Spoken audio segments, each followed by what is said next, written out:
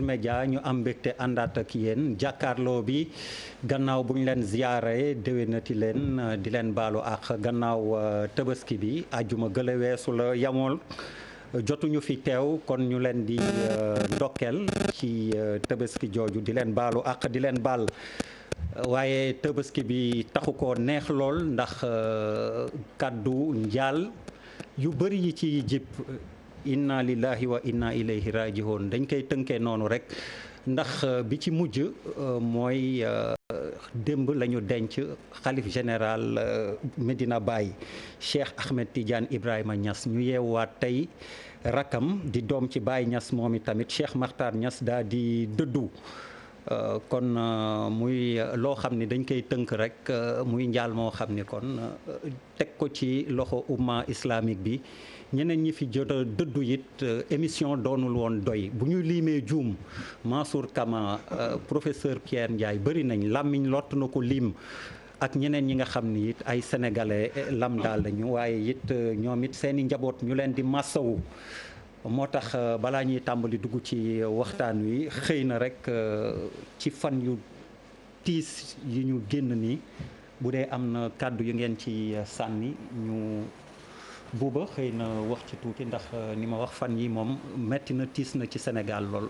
waaw Der jërëjëf déjà avant ñuy wax dara ñuy baalu àq sénégalais yi ci tabaski bi di leen baal àq parce que wax fa dëgg yàlla at mi yëpp àjjuma bu nañu toog fii ñun ñëpp ku ne wax sa xalaat ni nga ko xalaatee des fois peut-être que dina am ci wax ji ñoo xam ne dina leen heurter ñii mu neex leen ñii mu du leen neex mais lépp luñ ci jublu rek moom mooy fexe ba nga xam ne li ñu indi ci plateau bi ñu def ko donc ñuy baal àq Sénégal yëpp di leen baal di wax aussi que ni effectivement fan yi moom diis na pour famille ñi nga xam ne làqu nañu mais pour Sénégal yëpp parce que wax fa dëgg yàlla boo yeewoo suba na ma yàlla baal da ngay laajte kan moo dem tey donc ñuy jaale ñëpp ci turu télé bi ak turu émission bi parce que aussi gis nañ ni télé bi depuis fan yi yëpp ñuy jël programme yëpp mu déjee ko nit ñooñu nga xam ne ñu làqu la xam nga xalif généralu Ñaseen yi bu fi génnee loolu dafa nekk ba pare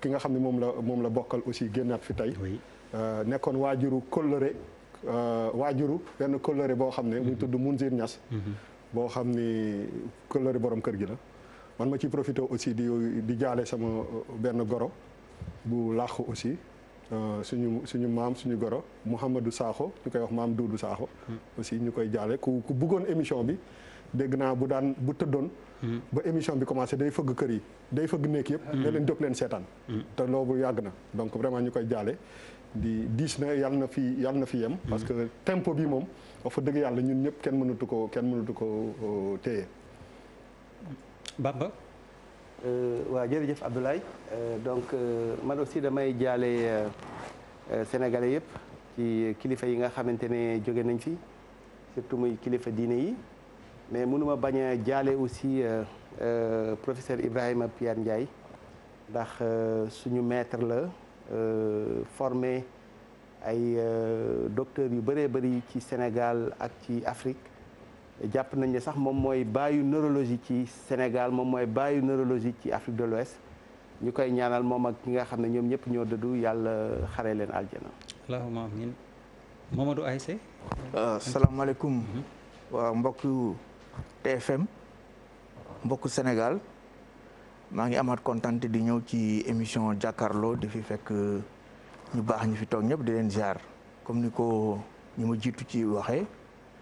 ñu ngi jaale effectivement suñu kilifa yooyu nga xam ne année 2020 bi vraiment Sénégal xaw na métti ñi fi wàññeeku yëpp bëri na mënuñ ko sax lim xanaa ñi ci jot a xam comme ni ñu ci wax kilifa yu toll noonu surtout xalif général des Layènes ak rakam boobu au nom du ministère de l'Intérieur monsieur Aly Ngouille Ndiaye nga xam ne chaque année bu gàmmu Ñaseen bi ñuy defee Kaolack day dem teew représenter le chef de l'État vraiment loolu am na solo ñu jaale ko aussi toute la famille Niassène ak ensuite particulièrement comme li ma wax li fi jot moom bëri na waaye surtout nag aussi ñu nit comme ni ko suma naataango bi waxee dañ ci am ku nga xam ne kii daf ñu marqué muy le professeur Moustapha Souran nekkoon doyen faculté de droit. nekkoon recteur université nekkoon ministre. suñu promotion suñu waay yu bëri mu jaar seen loxo mu jàngal leen vraiment nekkoon ku nga xam ne kii ku baax la ku mën a dimbale doomu aadama ku am xam-xam ku également taxawu Sénégal ci bépp fànn kooku tamit ñu ngi koy jaale ak ñeneen ñi fi wàcc liggéey ci jamono yëpp di leen ñaanal suñu borom xare leen aljana. alors pour ñu dugg ci vifu sujet bi corrélation boobu sax la ñuy def faatu yi nga xam ne ñi ngi koy faral di dégg ni mu bëree muy ñu xam ak ñu xamul est-ce que mën nañ ni dafa am rapport ak mbas mi nga xam ni jamono ji mi ngi ci réew mi professeur Bamba Kane.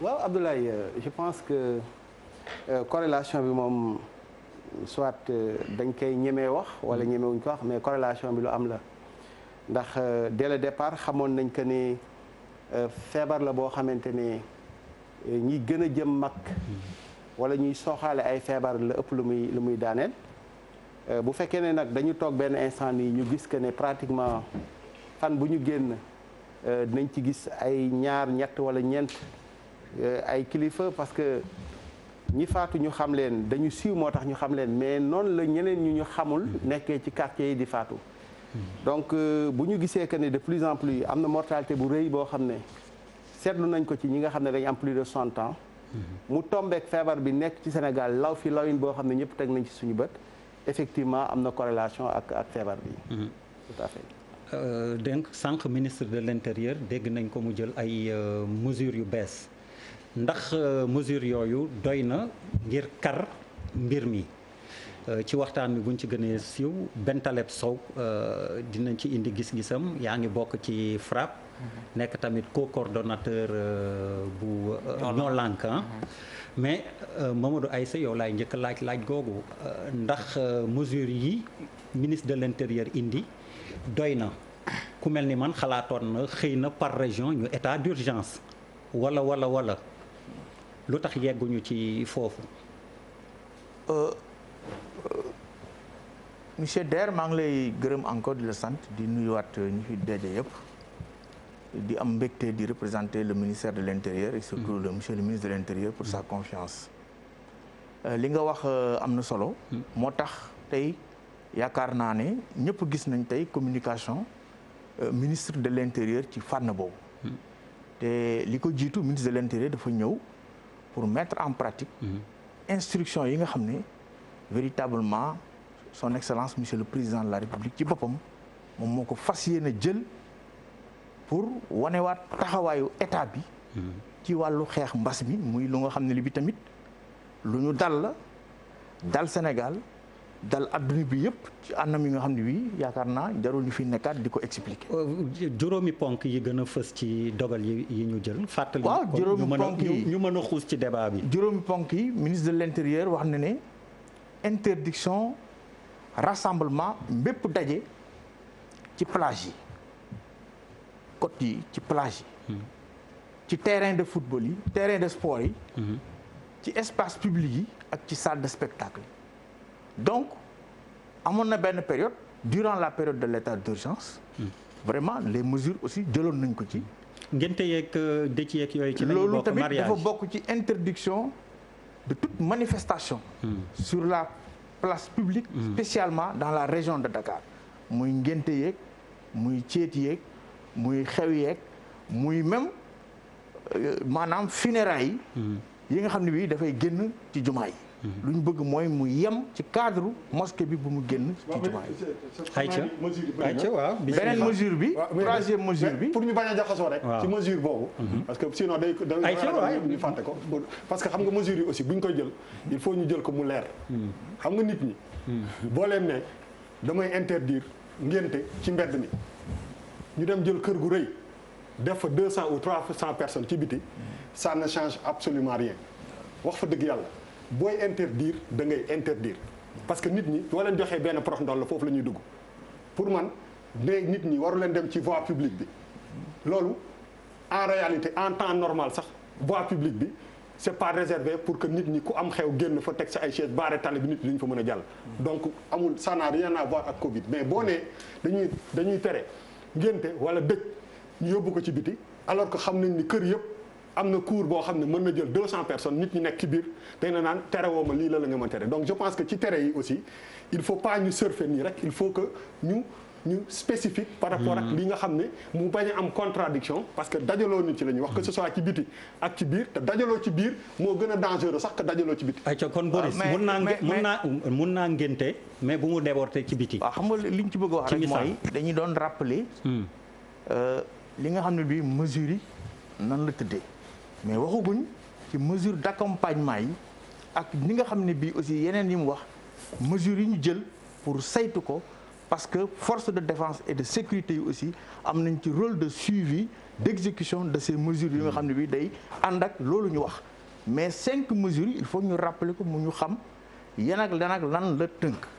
moo tax ñu wax interdiction de rassemblement. xam nga liy xew ci plage yi ci lieu de spectacle yi ci place de sport yi. ak li nga xam ne bii manifestation sur la voie publique. c'est soumis à un régime d'autorisation. Normalement préfet yi ak sous-préfet yi ñoo koy apprécier. loolu ministre de l'Intérieur wax na ko waaye dorénavant dañ ko interdire de manière systématique surtout dans la région de Dakar. comme li mu wax nag am na solo.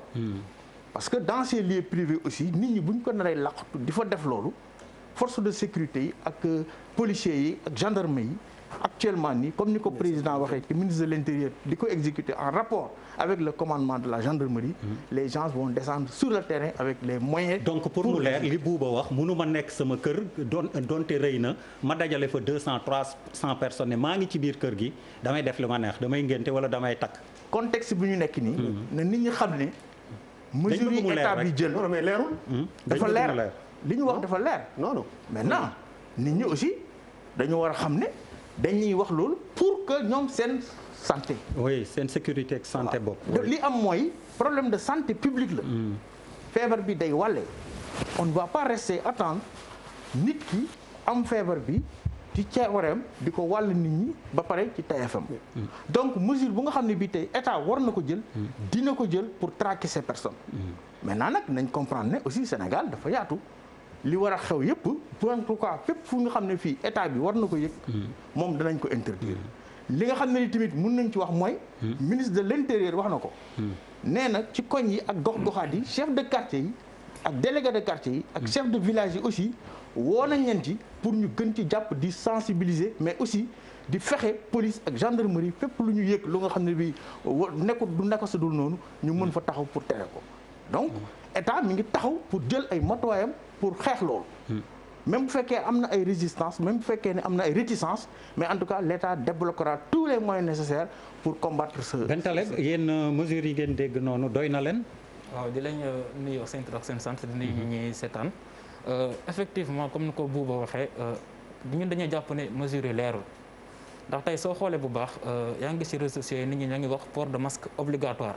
alors que le ministre ba muy wax je pense pas que ne dafa wax port de masque obligatoire mais obligatoire dans certains endroits comme les services publics et privés les commerces et les moyens de transport donc c'est bon aussi que ñu communiquer de telle sorte que doo am benn ambiguïté par rapport ak yenn mesures yi ni sinon di nga gis ñoo xam dañ ci abusé wax di nga romb policier tey ci mbedd bi mu xam ne xamuloo mais mu fay loola wala mu jàpp la donc il faut que ñuy éviter loolu bi ci topp mooy su ma baalee tuuti ma jubbanti ko ci benn wax dafa wax régime dañoo nekk ci régime d'autorisation nekkuñ ci régime Sénégal yaakaar naa ba tey jii ni nekkuñ ci régime d'autorisation mais régime de déclaration su ma bëggee def manifestation damay dem déclarer ji ci wuti préfet par rapport ak tey jii ni bilan Covid bi tey dañoo war a poser la question bu fekkee mbir yi dafa yokk corona bi dafa gën a am doole nit yi dañuy gën di faatu nit yi dañ koy gën di am lan moo koy indi donc il faut que ñu xam jël les causes yi nag moo indi conséquences yi nan la état bi defee riposte Covid bi ñu ne dañoo jàpp ni dafa am mesure yoo xam ne dañ ko def te c'est insuffisant tey jii nii mënuloo mesure ampleur Covid 19 bi te defuloo ay tests yu doy yaakaar naa tey jii nii su ma docteur jubbante defuñu lu mat 150 tests te loolu ça représente même pas 1% de la population ba pare ñu bëgg mesurer ampleur Covid 19 donc yaakaar naa loolu mënul nekk moo tax ñun suñuy conférence de presse dañoo wax ne état bi na lever état d'urgence bi na lever couvre-feu bi waaye na ko yóbbu na ànd ak ay mesures d'accompagnement lu ci mel ni mu doter sénégalais ay masques suffisants parce que aussi nga décréter nga ne nit ñi dañoo war a sol masque te joxal lañ masque bi ñu sol yaakaar naa loolu amul njëriñ xëy na am na ñoo xam ne amuñu lu ñuy jëndee masque beneen bu ci topp mooy tey jii nii nga doter suñu structure sanitaire yi de moyens yoo xam ne dinañu mën a xeex ak mbas bi ak nu mu waree donc yaakaar naa loolu moo ci ëpp solo ak nu ñu ci mënti demee ñun dañoo jàpp ne Aly Ngouille Ndiaye li mu def tey mooy tàngal ceeb daanaka li mu fi waxoon la fi waxaat képp à part yokkal ñu ci benn mooy interdiction de rassemblement boo xam ne damaa yaakaar ne ci ñun sax la ci gën a jublu mooy ñun aar nu bokk noo lank ak doy na ngir tere ñu manifestation. Pape Djibril bismillah dinaa ñëwaat ci yow. noteel li nga bëgg a tontu rek. xam naa man tam danga may baal rek ma bismillah comme xaw naa fi gëj. comme gëj nga fi mun nga nuyoo ziyaara. xaw naa fi gëj waaw ziyaare baalu sénégalais yëpp ak sénégalaises yi ci biir réew mi ak ci bitim réew. jaale aussi ñi ñu ñàkk comme ni ko Bouba waxee ñi ñu ñàkk yàlla dafa dogal daf ci am ñoo xamante ni seen famille moomatu leen woon. waaye Sénégal yëpp ñoo leen bokk. et que je pense que tous les secteurs d'activité ont été touchés. famille yëpp aussi confession yëpp aussi ont été touchés.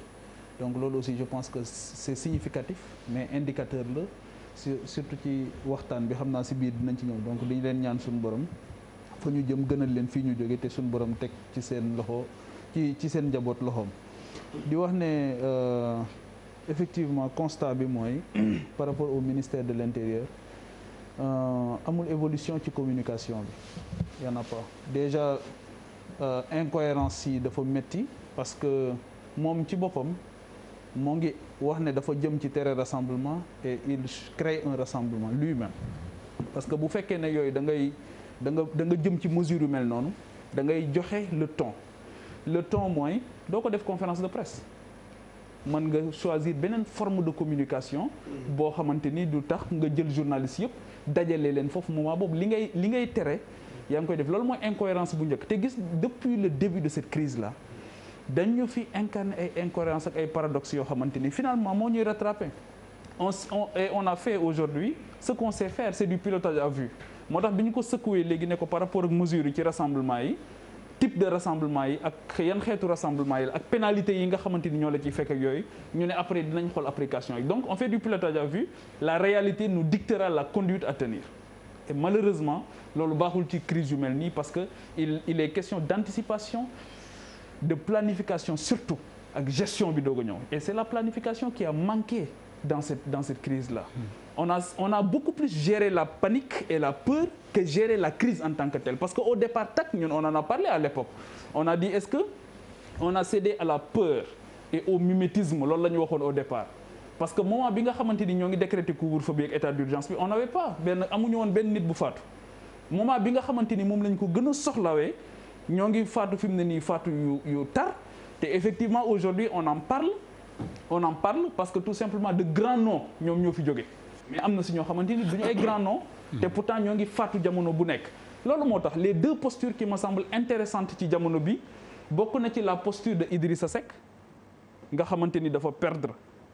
ki nga xamante ni moom mooy nijaayam nekk lu bari ci moom mu def communiqué boo xamante ni boo liiree communiqué bi daf ci fàttali gouvernement bi ne ko mais dañu waxante woon ay mesures yoo xamante ni gis naa ne yéen a ngi koy salfaañe di ko constater di ànd sax ci ñi koy salfaañe donc moi je m'en tiens encore à ces mesures là yi ma jàpp ne moo mën a musal ñëpp beneen posture bi ki ko def tamit c'est pas n'importe qui au contraire dafa nekk koo xamante ni niveau bi mu nekk dafa am information c'est le khalife Serigne Babacar Sy Mansour posture am dafa am solo dites la vérité la wax aux Sénégalais aux populations parce que moom niveau bi mu nekk aussi xam fu nekk am na fa ay taalibe ci biir réew mi comme ci bitim réew fu nekk tamit la ñuy jàmbat di jóge di jëm ci moom te ku mu ñàkk tamit dina yëg ne ñàkk na diw ndaxte dafa njaboote ñu bari donc bu ne dites la vérité mais il s'agit de quelle vérité en réalité il s'agit de quelle vérité loolu tamit ñi muy waxal tamit xam nañ seen bopp en réalité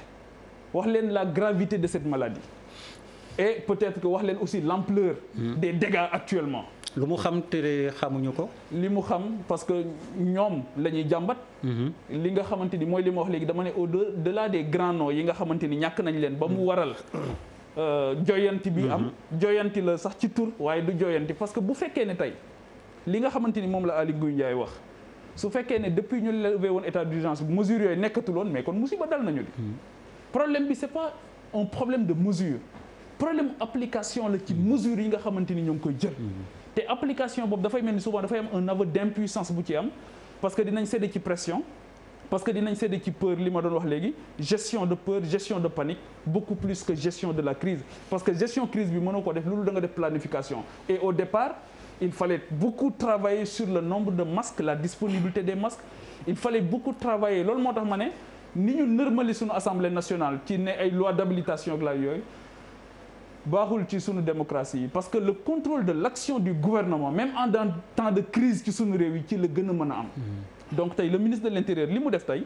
mais mënoon na dem assemblée nationale ñu déglu ko laaj ko question yi ñu laaj ko représentation nationale laaj ko mu dem jusqu'au détail le type de rassemblement qui est interdit xeetu rassemblement boobu ku ko transgressé lii moo la ciy fekk kii moo la war a remettre à l'ordre kii moo war a def police ba ci parce que ailleurs da ngay gis ne ba ci pénalité yooyu sax ñuy jël ci nit ñi dañ lay waxaat fañ lañ koy delloowaat après pour mën a gën a xeex li nga xamante ni mooy mbas mi donc encore une fois je pense que ne il y a beaucoup plus d'incantation que de concret.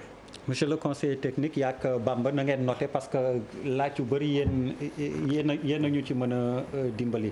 Papis Diaw bismillah. waaw jërëjëf Der maa ngi nuyu waa plateau bi yëpp di nuyu Sénégal yi ñu seetaan di baalu àq ci tabaski bi di ñaan yàlla ñu baal ñu di jéggalu incorrection yi nga xamante ne jot na fi am wala impertinence yoo xamante ne am na fi si waxtaan bi di jaale yu si ñi fi jógee di ko tàmbale ci xalif général bi ak ñëpp ñi nga xamante ni ñoo fi bàyyeekoo ma leen di ñaanal yàlla xare leen àjjana yàlla musal ñu si mbas mi lu bari di ci teg suñu benn doom bu ñuy wax Tafsir bu nekk Kër Massar cité BCEAO bu ñuy sant toujours il a 8 ans il adore l'émission donc on lui fait un bon coucou tey jii der affaire bi pour man ñaari njàngat la njàngat mooy li ñu teg sa loxo ak li nga yaakaar ne yow teguñu ko sa loxo mais yaa ko war a teg sa loxo wala nga bokk ci ñi koy teg sa loxo maanaam dimbali sa bopp pour démarrer ci mesures yi man j'ai pas vu une nouvelle mesure moi j'ai vu une réactivation des mesures parce que bi Covid bi commencé ba léegi yéen fi dégg rassemblement baaxul gestes barrières les gestes barrières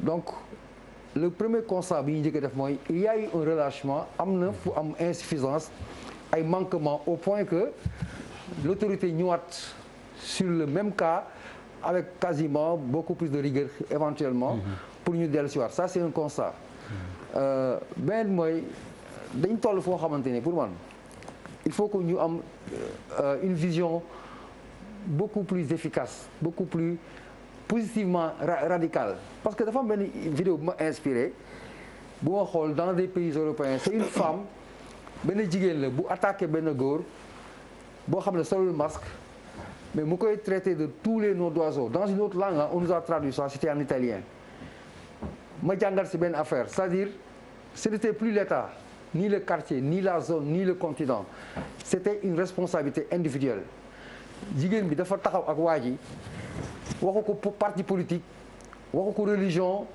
waxu ko ville waxu ko dara daf ko fàttali obligation humainement parlant nit dafa war a aar boppam c'est une obligation moralement da nga war a aar sa bopp et tu es obligé également nga aar sa morom pour dire quoi aujourd'hui on nous a légitimé légalisé vivons avec le virus c'est universel amatul benn dëkk aujourd'hui qui va penser aller dans un autre sens que vivre avec le virus parce que on a une contrainte économique et on a l'obligation de faire face à la pandémie donc on vit avec le virus c'est ça la constante universelle mais constante universelle boobu dafa am loo xam ne dafay def ay engagement ay responsabilités individuelles c'est le sens de la responsabilité xam nga nit li nga bokk ak ñëpp foofu nguur dafa war a taxaw c'est-à-dire Charles Faye ce que tu partages avec Der l'espace public li nga xam ñëpp ko moom loolu waruñu ko négocier ak yow waruñu ko neexal waruñu ko neexal pour ne Charles defal lii on ne doit pas négocier avec ça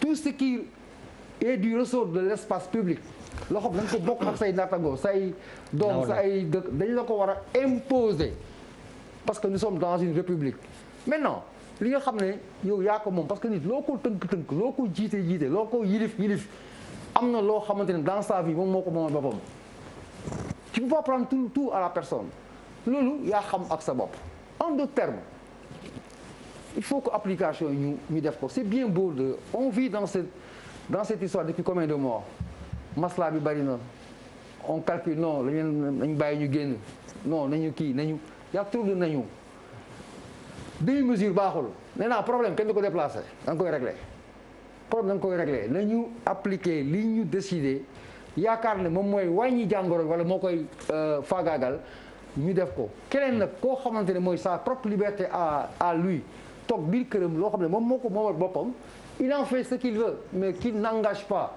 la vie des concitoyens ou des autres gens mu loolu ci xalaat quoi. allez Malal.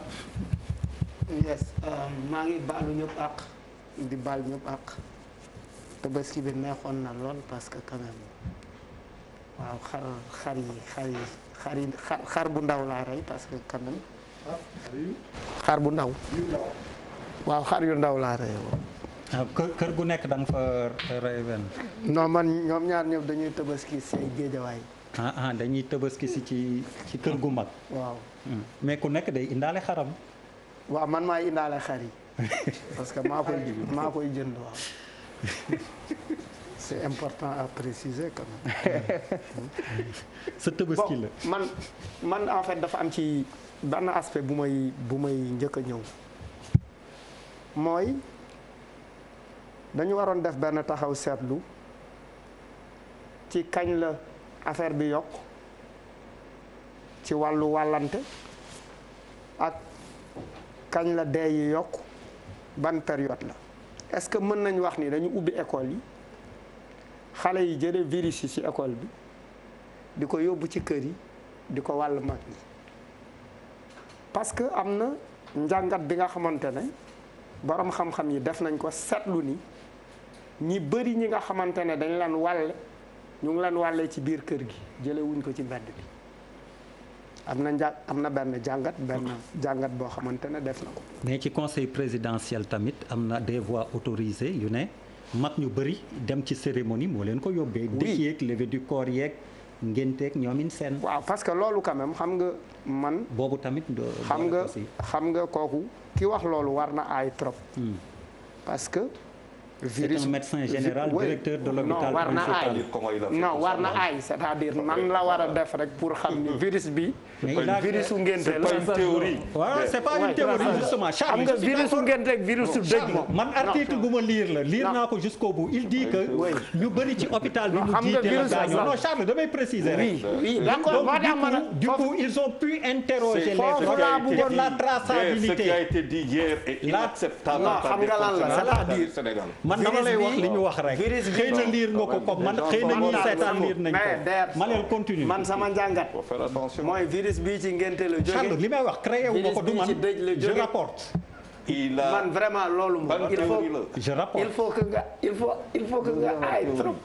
que nga aay trop pour absolument virusu ngénte c'est-à-dire virusu ngénte moom foog nga aay pour xam ne lii virusu ngénte la nga xam ne lii virusu dëj la quoi vraiment il faut être très fort beneen affaire am na yeneen borom xam-xam yu wax yu ne par exemple et depuis le début ñu ngi wax ne par exemple bi gars yi di wax 100 cas kooku ne leen déet bu leen wax 100 cas ñu ngi ci ay 10 000 cas kooku génnaat na tey ci benn journal wax la ne démb sur TFM aussi ñu ngi ci 30 000 ñu ngi ci 30 000 cas. il l'a dit hier sur TFM également. te ba léegi kenn weddiwu ko te bu situation yu amee vraiment pour man c'est de la responsabilité de ñi nga xamante ne ñooy gérer pandémie bi ñu génn ne effectivement kii li muy wax dëppoowul ak dëgg wala li muy wax xaw naa am dëgg def état des lieux wax nit ñi parce que quand même les Sénégalais ont le droit à la bonne information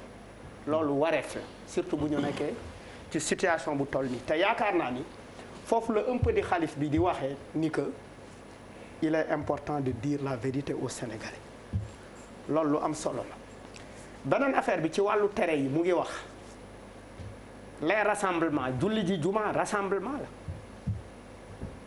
la est-ce que vous avez dit clairement aux Sénégalais qu'on a interdit dañuy tere julli ji juma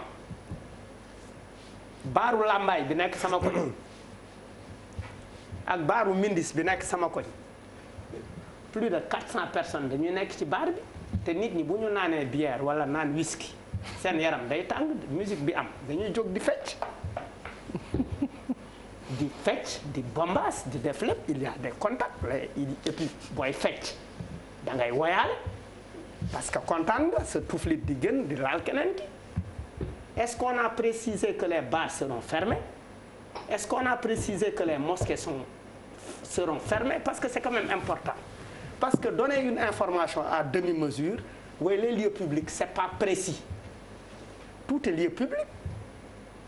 boo romboon léegi si Almadies bi am na restaurant yu fees dell ak ay nit ñu toog jàkkaarloo. di lekk ay sandwich di reer di waxtaan di xaqataay musique bi di jóg va et vient bi di demee noonu et on le voit mais pour man bu ñu defee constat yooyu yëpp ba teg ko de côté dafa am lu Papis wax ne mooy responsabilité individuelle c'est très important mooy que ni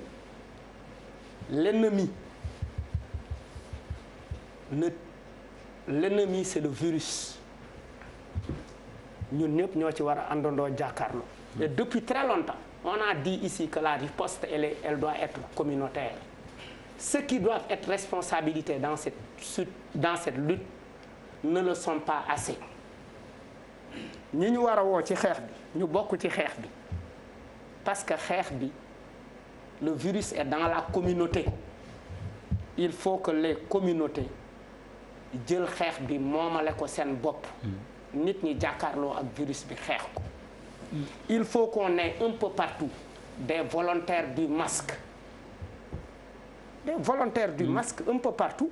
li ngay wax ni conseil présidentiel. oui Eva Marie Coll Seck dem wax na ko l'approche communautariste. l'approche nee na depuis le début daf ci waroon a bokk. parce que loolu kese la parce qu'en réalité am na ñii nos autorités là dañ lay jox mesure léegi dëj ba ñoo fay njëkk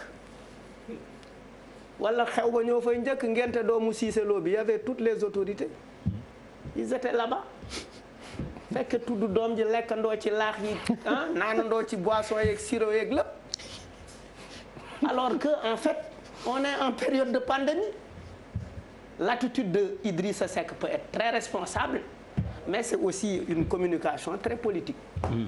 Charles Faye. waaw jërëjëf di ma may ba def comme ñëpp par rapport ak ñoo xamante ne dañ fi jógee am na fi ay ñu fi amoon ki trop si société di lay ñaanal yàlla xaare leen àjjana. amiin masawu seen famille. di xalaat aussi ñoo xamante ne fële États-Unis Denver parce que on a quand même benn famille Jool.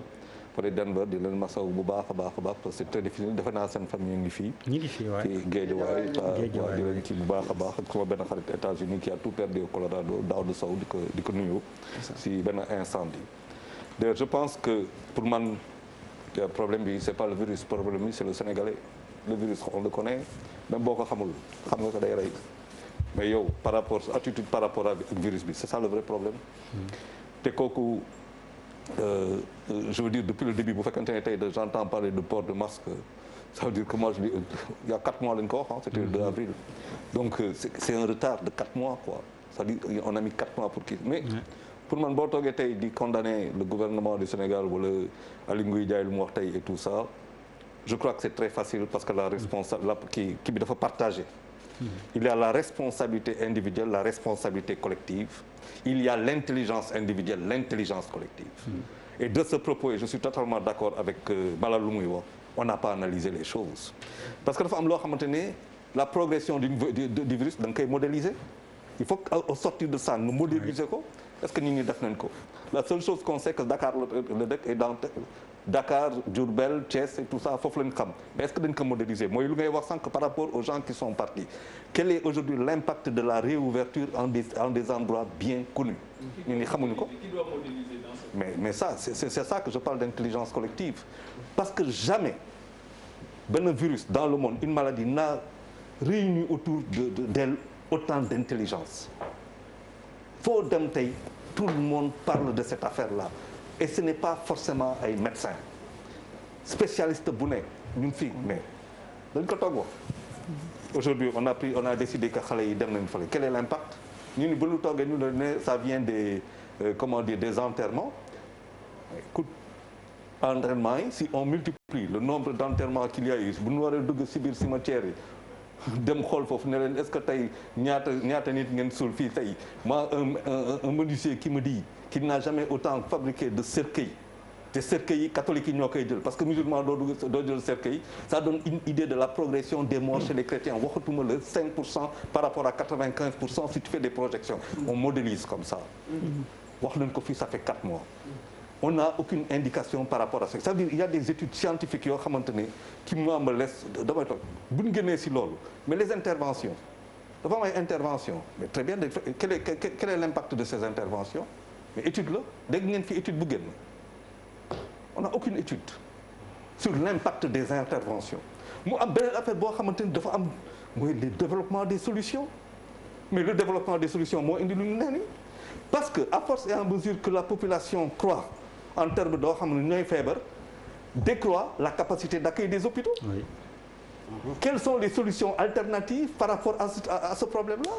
Donc on savait qu'on serait au début tant la ñu mais que tey on serait combien ba may toog di ne attention la Korité par rapport à la Korité pour la seule et simple raison que tous les jours nit ñi dinañ dem le soir taxaw def la queue auprès des trucs bu ñu koy wax c'est 2-3 semaines j'ai appelé Bouba pour en parler en lui disant que ce serait une catastrophe mais c'est à partir de ce moment-là que le pic est parti on n'a pas anticipé sur ça donc ça veut dire que tey il ne s'agit pas de dire le gouvernement wala ñun ñëpp nous sommes responsables on n'a pas facilité liggéey bi facilité woon ko gouvernement fii lañ fi def couvre-feu xale yi di xeex ak policiers yi.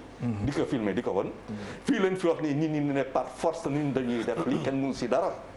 et un État comme l'a dit un ami tout à l'heure fii la ko fi wax un État c'est la carotte. et le bâton. Mais un État n'a pas le droit de faillir aussi. faaw mu bàyyi. et les Sénégalais par suñu indiscipline suñu incivisme suñu responsabilité sociétale suñu responsabilité individuelle mais fii ngay toog nit na la garab bi kii feebar bi am muy jàll fii ñëpp di ko dëgg si biir dëkk bi sur les réseaux sociaux et tout quel est l'impact de ces messages suicidaires sur le grand nombre de ce pays boo xamante ne jàngunu mais on a tout fait amul lu ñu wonul am émission bi def nañ 3 mois 4 mois xaw ma 5 mois boo xamante ne on n'a parlé que de coronavirus les gens ont tout fait maintenant. Même Pape Samba Thiam a fait un documentaire. Pape Samba Thiam les soldats du négatif la bataille du négatif. Ouais, ça veut dire la victoire du négatif muy maanaam.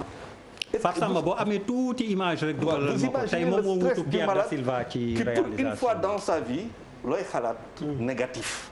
c'est-à-dire tu imagines ça. Pour une fois tu ne veux pas être positif tu veux être négatif. mooy le stress du malade. donc le combat de la vie pour devenir négatif. donc pendant que am ñoo xamante ne ñu ngi xeex ñeneen ñu ngi xool lu ñuy am xaalis ci biir mbas bi ñeneen ñu ngi xool noo xamante ne et ça c'est typiquement nous. je pense que mbas bi daf ñu war a ça doit nous parler pour que nous changer définitivement. d'autant que mbas bi. réorientation adduna fu mu koy yóbbu par rapport à tubaab yoo xamante ne ils vont rebondir et d'une certaine manière parce que du ñu bàyyi Chine bi doom di développer nii ñoom ñuy tardé ñun bii nga xamante ne dans notre sous-région là c'est en train d'aller dans tous les sens tu imagines quel est notre avenir faaw ñu taxawaat ñu xool pour moi la responsabilité de cette affaire bu ñu toogee ne que c'est le gouvernement seul mais ce serait une vaste fumisterie sénégalaise c'est une fumisterie c'est-à-dire c'est une responsabilité collective léegi ñun ñëpp ñoo war a toog àndandoo xool lu ñu mën a dimbali le gouvernement parce que amuñu moyen on n'a pas fii c'est la douane et c'est les impôts et globalement tout ça avec les chiffres qu'on enregistre ça ne fera pas 4 000 milliards 3 000 milliards état mënu ko mais ça kon na jóg taxaw et qu'on assume quand même une responsabilité pendant 3 semaines ba nga xamante ne le port du masque fii laa ko wax le 2 avril 2020 quand je l'ai entendu c'est même pas le port du masque doit être fait le port du masque doit être systématisé dans la rue nga génn si biti tu n'as pas le masque tu paies 6 000 francs d'amende un point c'est tout amul ngénte comme Bouba le dit qui se fait dans des endroits privés ou pas tu fais ton ngénte mais tu vas faire ton ngénte dans la confidentialité la plus totale un état c'est ça amul damay dem fii damay julli fii wala damay dem yi mees yi fa loolu yëpp amul mënoo dugg si këru yàlla di ne yàlla mais nag yàlla baax na wante j'ai pas confiance en toi bàyyil ma sol masque yàlla daa soxla loolu C'est-à-dire, il faut qu'on se parle, qu'on se dise nos vérités. Okay. Mais on est là dans une fumisterie ambiante que l'on traîne et puis les gens meurent, quoi. Et ce sont les plus riches qui meurent. Vous imaginez que si les plus riches meurent, les sachants meurent, l'avenir de ce pays-là, c'est quoi?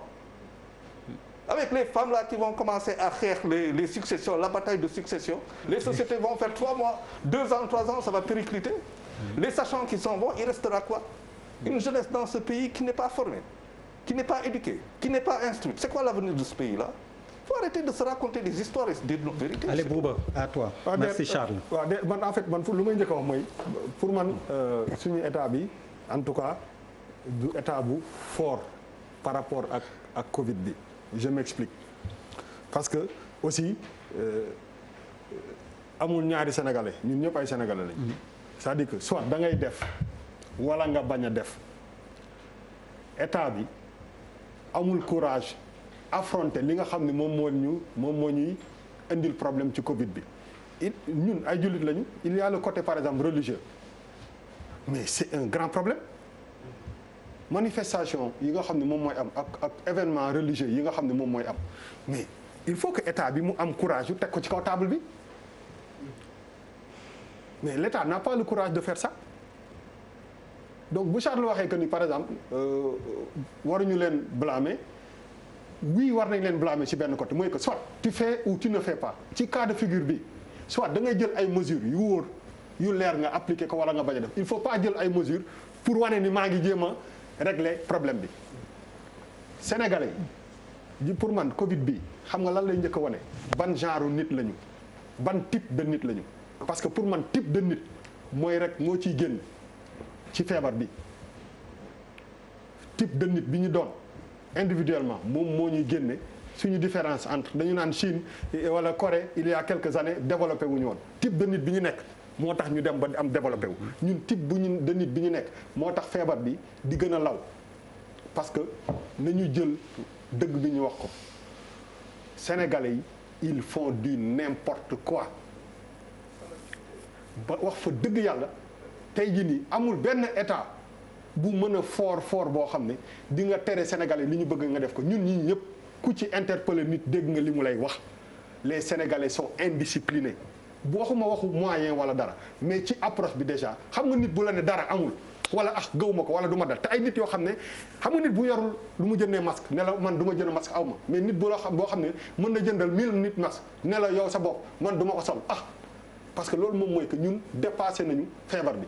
Quand les Sénégalais parlent du coronavirus man j'ai l'impression que lu amoon la ba pare ñu dépassé ko di ci wax tey te nii ma ji bu dee li ñuy wax ci corona dama na gars yi li ñuy wax ci coronavirus yëpp bu dee noonu lay wàllaatee bu dee virus bi noonu la existé moo xam ne duggagul ci réew mi te demul mais moo xam ne duggagul ci réew mi maintenant nan la benn mbir nga ko déggee Chine nga dégg naa ni Chine am na benn affaire nga ne teg ñu ne la ñëw na France nga ne teg ñu ne la ñëw na États-Unis ñu ne la ñëw na sa dëkk dégg naa Almadi dégg naa ko fële ñu ne la rey na sa dëkkandoo rey na sa maam ba léegi yow ngay xaar ba mu dal la parce que ñun genre nit boobu la ñu nekk te il faut que ñu waxante dëgg mais dafa am ci waxante dëgg bi réew mi dafa am ay socle yu ci nekk le pouvoir religieux dafa am doole ci réew mi il faut que ñu am courage ñu teg loolu ci table bi ñu seet ci suñu wàllu suñu xam-xam yu néew ak yëpp ci suñu wàllu jaamu yàlla nan lañ ci mën a jaamu yàlla et donner le bon exemple pour que parce que état bi mën na tere lu nekk mais est-ce que l'état est capable de dire que quel que soit parce que ñi naan kilifa yi ñu ngi def mais bu dee kilifa bu génn àddina 100 000 personnes wala 10 000 personnes daje fa mais c'est pour man contradiction bi dafa rëy quand tu appliques ou tu n'appliques pas te loolu moom moo dama ne l'état n'est pas assez fort parce que état bi moom moo war a jël courage am teg mbir mi ci table bi ne fii la ñu toll waxtaan ak ñëpp responsabilité ku nekk mu war ko jël ci mbir mi parce que aussi dañu nekk ci benn dëkk boo xam ne li nga xalaat yëpp mënoo koo wax da ngay junj ren non dëgg la da ngay junj mais le grand problème mooy que ban responsabilité la ci pouvoir yi nekk ci dëkk bi yëpp am mooy pouvoir bi nga xam ne moom mooy état le pouvoir religieux le sénégalais le père de famille tey jii nii mais képp ku am maam wala ku am yaay bu am plus de 60 ans boo duggee ci kër gi yaa ngi koy xool bëtu yàlla bu mu la yóbbu mais il faut que xool boobu doyul il faut que les actes ñu suivre parce que nen lay yóbbu suñu maam yi ak suñu yaay yi ñun ñii ñëpp nos parents sont à risque mais énorme boo duggee sa kër amul benn moment boo xam ne ba ngay nekk sax di xalaat ci sama yaay yàlla bu ko affaire bi daal mais ñun ci làmmiñ rek dañuy wax mais si on ne pose pas les actes yi nga xam ne ñoo war nañ ko poser il faut ñu xool jël état teg ko fële ji nga état bi genre xeex yi pour nga mun ko il faut nga am moyen état bi amul moyen financier yu mu ko xeexee mais wax fa dëgg yàlla tamit nan waxante dëgg genre nit bi ñu nekk day difficile pour que mbas mi mu wàññeeku tabaski jot na mais un état fort mais tu interdis les gens aux gens ñu jël dëkk dem ci dëkk loolu mooy un état fort tu poses des actes yoo xam ne ay actes yu courage la quel que soit li ñu ciy jëlee mais bu dee Samba Ndiaye bu fëgg ci table bi ne lii du dëgg du yoon nga dellu ginnaaw mesures yi je suis désolé mesures yi ñu fi jël yëpp ay mesures rabasque la restaurant yi ubbi na artistes yaa ngi joué am na ay artistes yoo xam ne ñu ngi joué ci ay endroit ils le savent le ministère de l'intérieur xam nañ ko am nañu ay soirées privées ñu ngi koy organiser xam nañu lépp lu xew fenn c'est-à-dire que il faut pas communiquer pour communiquer fii ñu toll nii soit da ngay def wala nga ne gars yi génn leen lu waay xamee lu waay xam boote doomam mais munoo jël ay mesures yoo xam ne parce que arrêté yi ñuy jël mais c'est des professionnels et des experts ñoo koy bind noonu mais munoo bind benn arrêté man mi nga xaw ma aw ma benn connaissance juridique ma gis ci ay failles déjà te du ma sax juriste quand di ma di xam nga ma la bëgg wax y a une code et vous le savez c'est-à-dire que dañuy communiquer pour communiquer rek mais au fond xam nañ ni y a tellement de contradictions autour de ñoom li ñuy wax que ni tu te demandes est-ce que lii c'est des professionnels avérés des gens de yoo xam ne lii la ñu jàng ñoo ko bind c'est léger soit on prend on est ferme par exemple quand si tu dis amatul dëj wala amatul ngénte bu ñu war a def mais ça veut dire que amatul dëj amatul ngénte mais dans tout le territoire national te doo dajale journaliste doo dajale journaliste yi mais état bi amul courage yu def loolu kilifa yi fi génn yëpp boo xoolee seen dëkk yi ay nit yu bëri ñoo fa nekk te kenn te loolu affaire bi munoo demi mesure munoo ne lii c'est valable pour ñii et c'est pas valable pour ñële il faut qu'on soit clair soit ngeen bàyyi nit ñi ñu dem wàllante lu leen neexee soit ngeen jël yenn décisions yi parce que aussi même boo blâmul état moo fi nekk moom moo war a jël yenn décisions yu ferme yi nga xam ne bu nit ñi waxee ñu ne au moins lii c'est interdit lii nii lañ kii mais naan woy boo ci kiiwee après dinañ waxtaan seet yan genre daan saa yan genre daan ay Boris premier interpellé ko Bamba dinaa ñëw ci yow parce que sànq Charles bi muy wax pic dafa ne pic loolu it aspect médical bi foog ñu waxtaan ci tuuti pic bi jot nañ ci wala des na mais avant boobu ñu régler problème administratif yi ñu fi souligné Boris ñii nee nañ ni ngeen ko tënkee daal leerul seen bopp rassemblement ak tere gi na doon tere pour ñëpp loolu loo ci mën a tontu ci tënk waaw xam nga li ñu fi jot a déglu yëpp am na solo déglu nañ ko bu baax je pense que pour la communication et positionnement bi nga xam ne bi état bi def na ko surtout le ministre de l'Intérieur ak tous les autres départements de l'État aujourd'hui dañu ñëw pour un plus dans la communication li ministre de l'Intérieur def tey rassemblement amul on a convoqué une conférence de presse les journalistes sont venus et c'est le lieu dans les locaux du ministère de la Santé qui ont testé supervisé regardé observé ba ministre de l'Intérieur bi muy ñëw avant muy jël parole il a tenu à ce que effectivement ñu xam ne on est dans un état de Covid qui demande à ce que respect de la distance ak les règles de barrière soient respectées c'était la première chose yu mu observé et on était dans le ministère de la Santé avant ñuy monter conférence bi c'était prévu dans des endroits yoo xam ne bi ñu xamee ne conférence de presse parce que mënoon nañu ñëw def ko ci temps antenne bi le matin du ministère de la Santé mais on a dit non le ministre de l'Intérieur quand il doit parler c'est pour que mesure yi muy jël ñu xam ne quelque chose de nouveau am na sinon day diluer ci communication habituelle bi nga xam ne bii ñu ngi koy rafetlu te ministère de la Santé chaque fois du ñu ko jox pour Sénégalais yi xam ne la maladie est toujours là donc il y a pas eu de rassemblement créé au contraire mais on a convoqué quand même Sénégal dafa bëri journaliste dafa bëri organe de presse machallah parce que munoo xaj ak seen munoo wax ne da ngay convoqué ñi bàyyi ñeneen nga indi ay yeneen problème mais quand même bi ñu ñëwee au niveau des locaux du ministère de la santé vraiment fa lañ ko defee te les agents du ministère de la santé ont accompagné la conférence de presse. léegi pour ce qui est du rassemblement ni ñuy wax. maintenant mu leer ci boppu nit ñi. non dama bëggoon rek soo ma mayee. waaw waaye rapidement. parce que mesure yi ñu jël. li tax ministère de l'intérieur ñëw jël parole wax. parce que comme ni ñu ko waxee état bi. c'est pas un état qui tergiverse. mais on suit une situation qui est compliquée, une situation qu'on maîtrise, je ne dis pas qu'on maîtrise, mais qu'on est en train, nous, au niveau du Sénégal, avec les moyens du bord, de l'encadrer, de gérer. Vraiment, te bu ñu ko defuloon situation bi doon na gën a jéggi dayoo doon na gën a métti. kuy wax ne Sénégal ni mu taxawee da nga ñee yeneen réew contrairement Sénégal bon loolu dama yaakaar ne waxtaan rek la mais vraiment ça ne reflète pas la réalité des choses aujourd'hui. métti na nag parce que mi ngi law feebar baa ngi law. ministre de l'intérieur li mu wax c'est très clair li mu indi tey c'est très clair et des statistiques yu nga xam ne bii mun nañ ko wane ñu gis ko.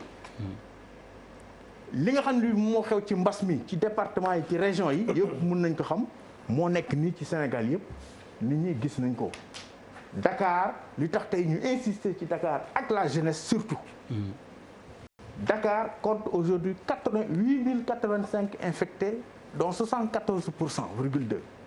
Thiès 1123 dont 10,3%. Diourbel 688 infestés dont 6,3%. Ziguinchor 279. Kaolack 111. ak yeneen yi nga xam ne bii. yooyu rek ñoo ci ëpp doole.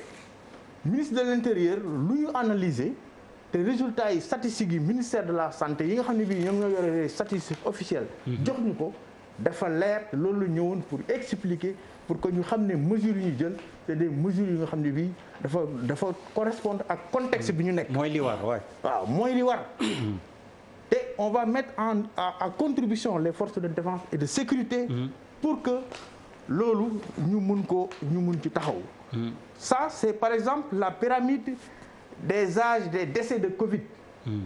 waaw dañu gis ne sur les personnes qui ont entre 5 à 19 ans. Il n'y a que 2 décès. De 20 à 39 ans, nous avons 8 décès. Donc, à moins de 40 ans, le nombre de décès est de 4,7%. boo jëlee de 40 ans ba 59 ans.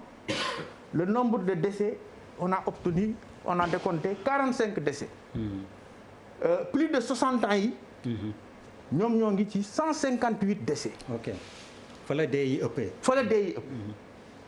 Aujourd'hui dañ doon wax ne feebar bi du jàpp ndaw yi du jàpp tout tànk yi.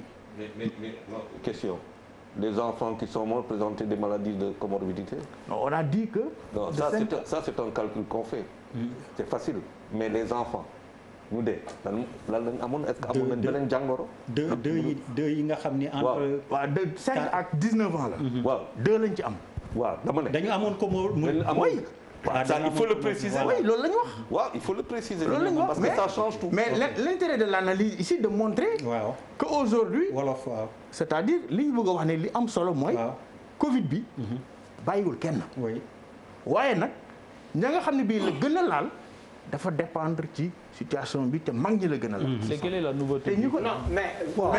mais la nouveauté. non mais l'analyse que vous êtes en train de faire. li ngay analyser non li ñuy xaar. non ma la je termine. non li ñuy xaar ci ministère li ñuy xaar ci ministère de l'intérieur. et puis nga continuer li ñuy xaar ci ministère de l'intérieur. et puis tu continues. c'est de revenir effectivement. Malal sur je t'en prie je te respecte beaucoup da nga may ma terminer rek s'il te plaît. parce que c'est très important. bu ñu tollee fii aussi dañuy wax li nga xam ne moo am.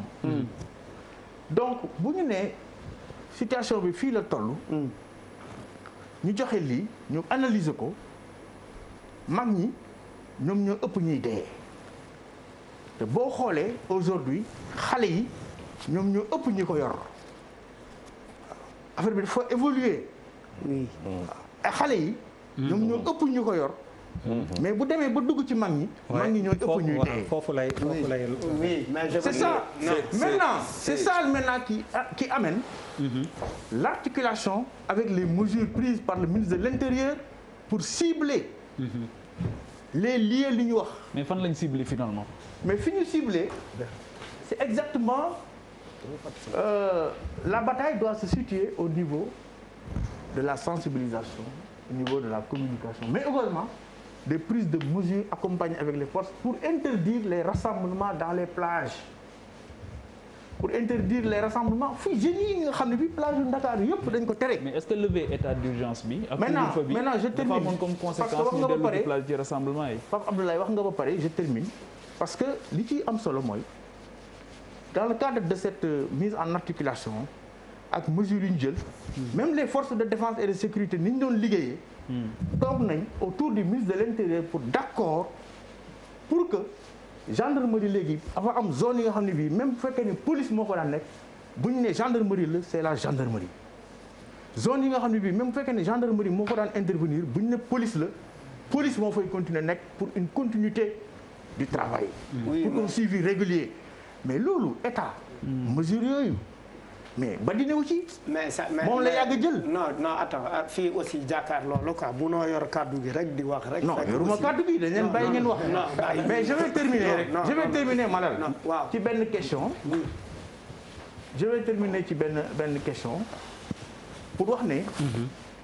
ci li nga xam ne bi moom la état bi ak responsable yi parce que ñu ngi koy jéem a mel ni dañ koy sofantal. ci affaire bi amee li ci état bi taxaw. également li ci ministre de l'Intérieur taxaw nit ñi gis nañ ko bi mu duggee même au sein du ministre de l'Intérieur il a été le premier à communiquer et à se mettre en quatorzaine loolu mënoon na am moom moyen bon avec les cas contacts gérer ko mais loolu muy def pour lan la pour jàngale wane ne mais feebar bi li mu laaj man dama koy wane ne lii la taxaw président de la République il a tous les moyens de se mettre en quatorzaine sans que nit ñi xam ko mais quand il se permet lui-même de communiquer sur ça ces cas contacts yi mu am ba mun a quatorzaine loolu aussi état dafa yëgal le niveau pour mais bërki démb yéen a ngi koy wax naan ay rassemblement yu créé mais excusez-moi mais le président Macron démb Liban bi mu dajeek nit ñi foofu mais gis ngeen ni mu demee au niveau dans le monde entier Sénégal munu nekk un pays bu nga xam ne bi isolé c'est-à-dire dans la lutte contre la Covid l'État, tous les États sont en train de prendre des dispositions pour gérer cette situation, mais en face aussi, il y a quand même, il faut le dire, moo tax ñuy insister, il faut que nit ñi ñuy wax ak ñoom parce que y a aussi de l'indiscipline. Oui, mais juste. Okay. Bon, non, mais doy na. Malal doy na quoi même Malal même yow avant ngay wax xoolal. mais oui ma Malal permets-moi aussi d'interpeller s'il te plaît le professeur Bamba Kane loolu laa bëggoon wax Malal loolu laa bëggoon wax Malal pour wane importance yu sur la communication aujourd'hui. Ok, une question de Malal qui a vraiment montré que par rapport à situation nouvelle surtout analyse bi nu mu ñëwee ci jeunes yi ak ni muy yóbbee mag ñi comme ni ñu ko waxee di ko ñaawlu looloo tax aussi état bi taxawaat pour jël ay mesures yu gën a renforcer pour combattre ça loolu nag mais dañuy ñaan nit ñi jàpp ci wuyul Malal ci question wam mais Malal rapidement yéen vos réponses elles doivent être sécuritaires c'est-à-dire am na li nga xamante ne professionnel de la santé yi ñoo ko war a wax mooy li ngay wax ni ñun li ñu laaj mooy ndax jumaa yi julli jumaa dañ koy arrêté ndax baar yi nit ñi ñu ngi fay daje est-ce que vous arrêtez ça. restaurant yi est-ce que vous arrêtez ça. loolu laa bëggoon daaneel il faut être précis. ayca question précise réponse précise. xam nga loolu laa bëggoon daaneel. pour wax ne xam nga lu jëm ci wàllu religion. état bi li mu wax c'était très clair depuis le début ci état d'urgence bi. bi état d'urgence bi jeex ba heure bi. et je pense que. les khalifes généraux ak les guides religieux ont très bien compris et joué le jeu. ba nga xam ne bii nag la gestion de ces questions là. ñoom ñoo ko jëlal seen bopp en charge au niveau des mosquées. Okay. mais état lu mu mën demander à ce que fu ñuy jullee ak yooyu buy am. ñu respecter les mesures barrières.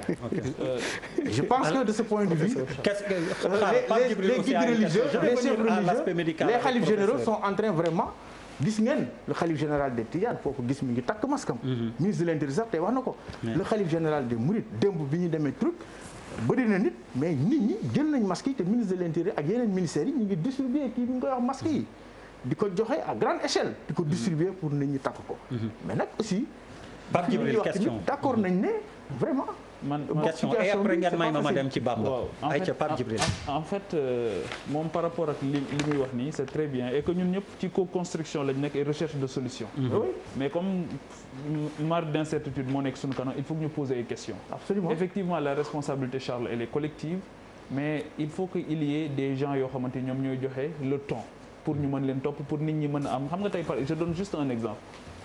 soo ne ci port de masque bi il y aura des amendes kan moo war a déterminer amende bi kan moo est-ce que l'attitude dañ koy cette latitude là dañ koy jox force de défense et de sécurité yi wala ndax am na koo xamante ni moom ko war a déterminer et ce qui me dérange le plus dans la communication c'est que de plus en plus te loolu dañ ko doon jooy au départ laaj nañ ko fii laaj naa ko Bamba je me rappelle ne ko est-ce qu'il y a un comité scientifique et que ci comité scientifique wax nga ko la particularité de cette crise là elle est sanitaire elle est économique et elle est sociale yenn crise yi daan am soit crise économique la nekk wala mu nekk crise beneen crise waaye crise bi triptyque boobu nga xamante ni ci la nekk moo tax dafay laaj tamit une réponse holistique globale après ñu doog a dem nag si particularité yi loolu moo tax aujourd'hui moi j'ai l'impression ci ne vase clos la ñuy liggéey est-ce que cette coordination là am na ci liggéey bi ak taxawaay bi ba nga xamante ni tey le ministre de l'Intérieur difficulté yi muy am pour mën a préciser mesures yi ba mu egg ba sës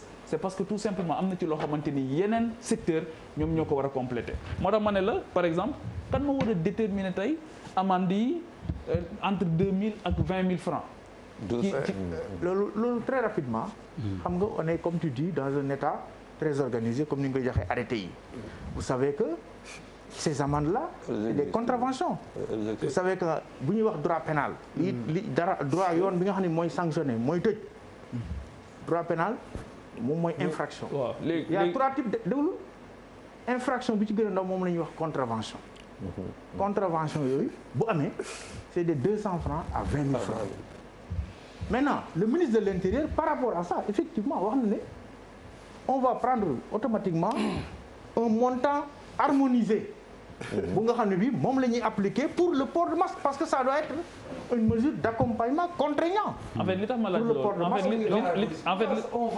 on est dedans on va oui mais on est li tax ma poser question loo gis aussi yoon la li tax ma poser question on est dans un état de droit xam nga on n'est pas dans un état bu nga xam ne maintenant il y a la Covid on est sorti du régime d'exception de l'état d'urgence. Alors professeur lépp loo gis aussi dafa am je pense qu'il faut qu'on passe la main un peu au professeur il a assez patienté. Je pense que le ministre de l'Intérieur va prendre une mesure pour harmoniser les pénalités les sanctions pécuniaires contre ceux qui ne portent pas des masques te policiers yi. s'il te plaît balaa Bamba di jël parole. Allez Pape Djibril. C'est-à-dire que man li tax ma poser question boobu c'est toujours par rapport à la coordination mooy ni nga xamante ni dinañ ko justement on harmonise xawma mais li ñu war a gën a harmoniser mooy la communication. parce que gis nga Abdoulaye Diouf Sarr dafa dem ba benn moment boo xamante ni dafa lâché.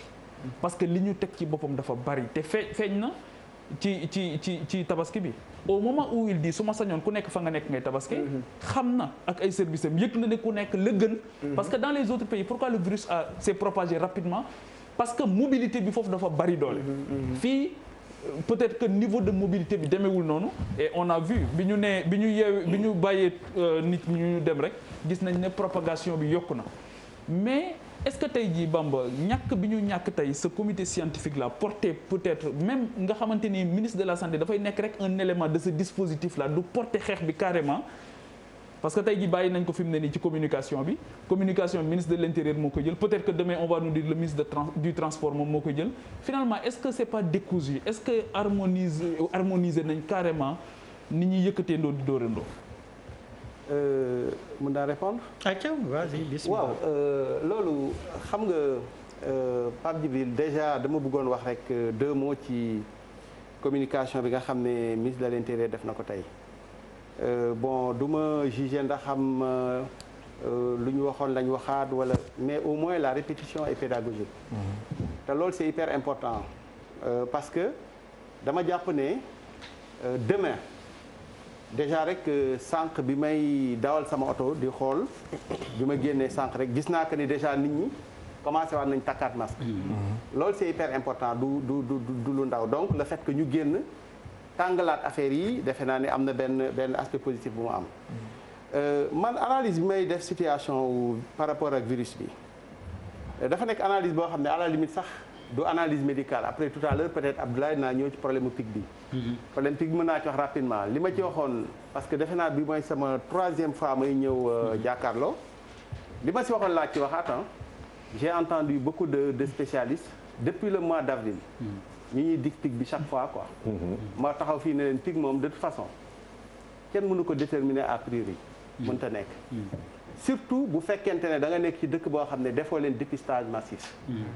su fekkoon ne da nga nekk comme en Europe nga xam ne gars yi dañuy taxaw ci kaw tali bi oto yi di romb ñuy dépister tout le monde dañ dem benn instant buy wàcc nañ ko xam mais bu fekkente ne.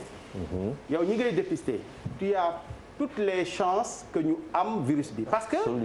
ay personnes suspectes ngay dépister wala des personnes contacts de personnes suspectes. Oui.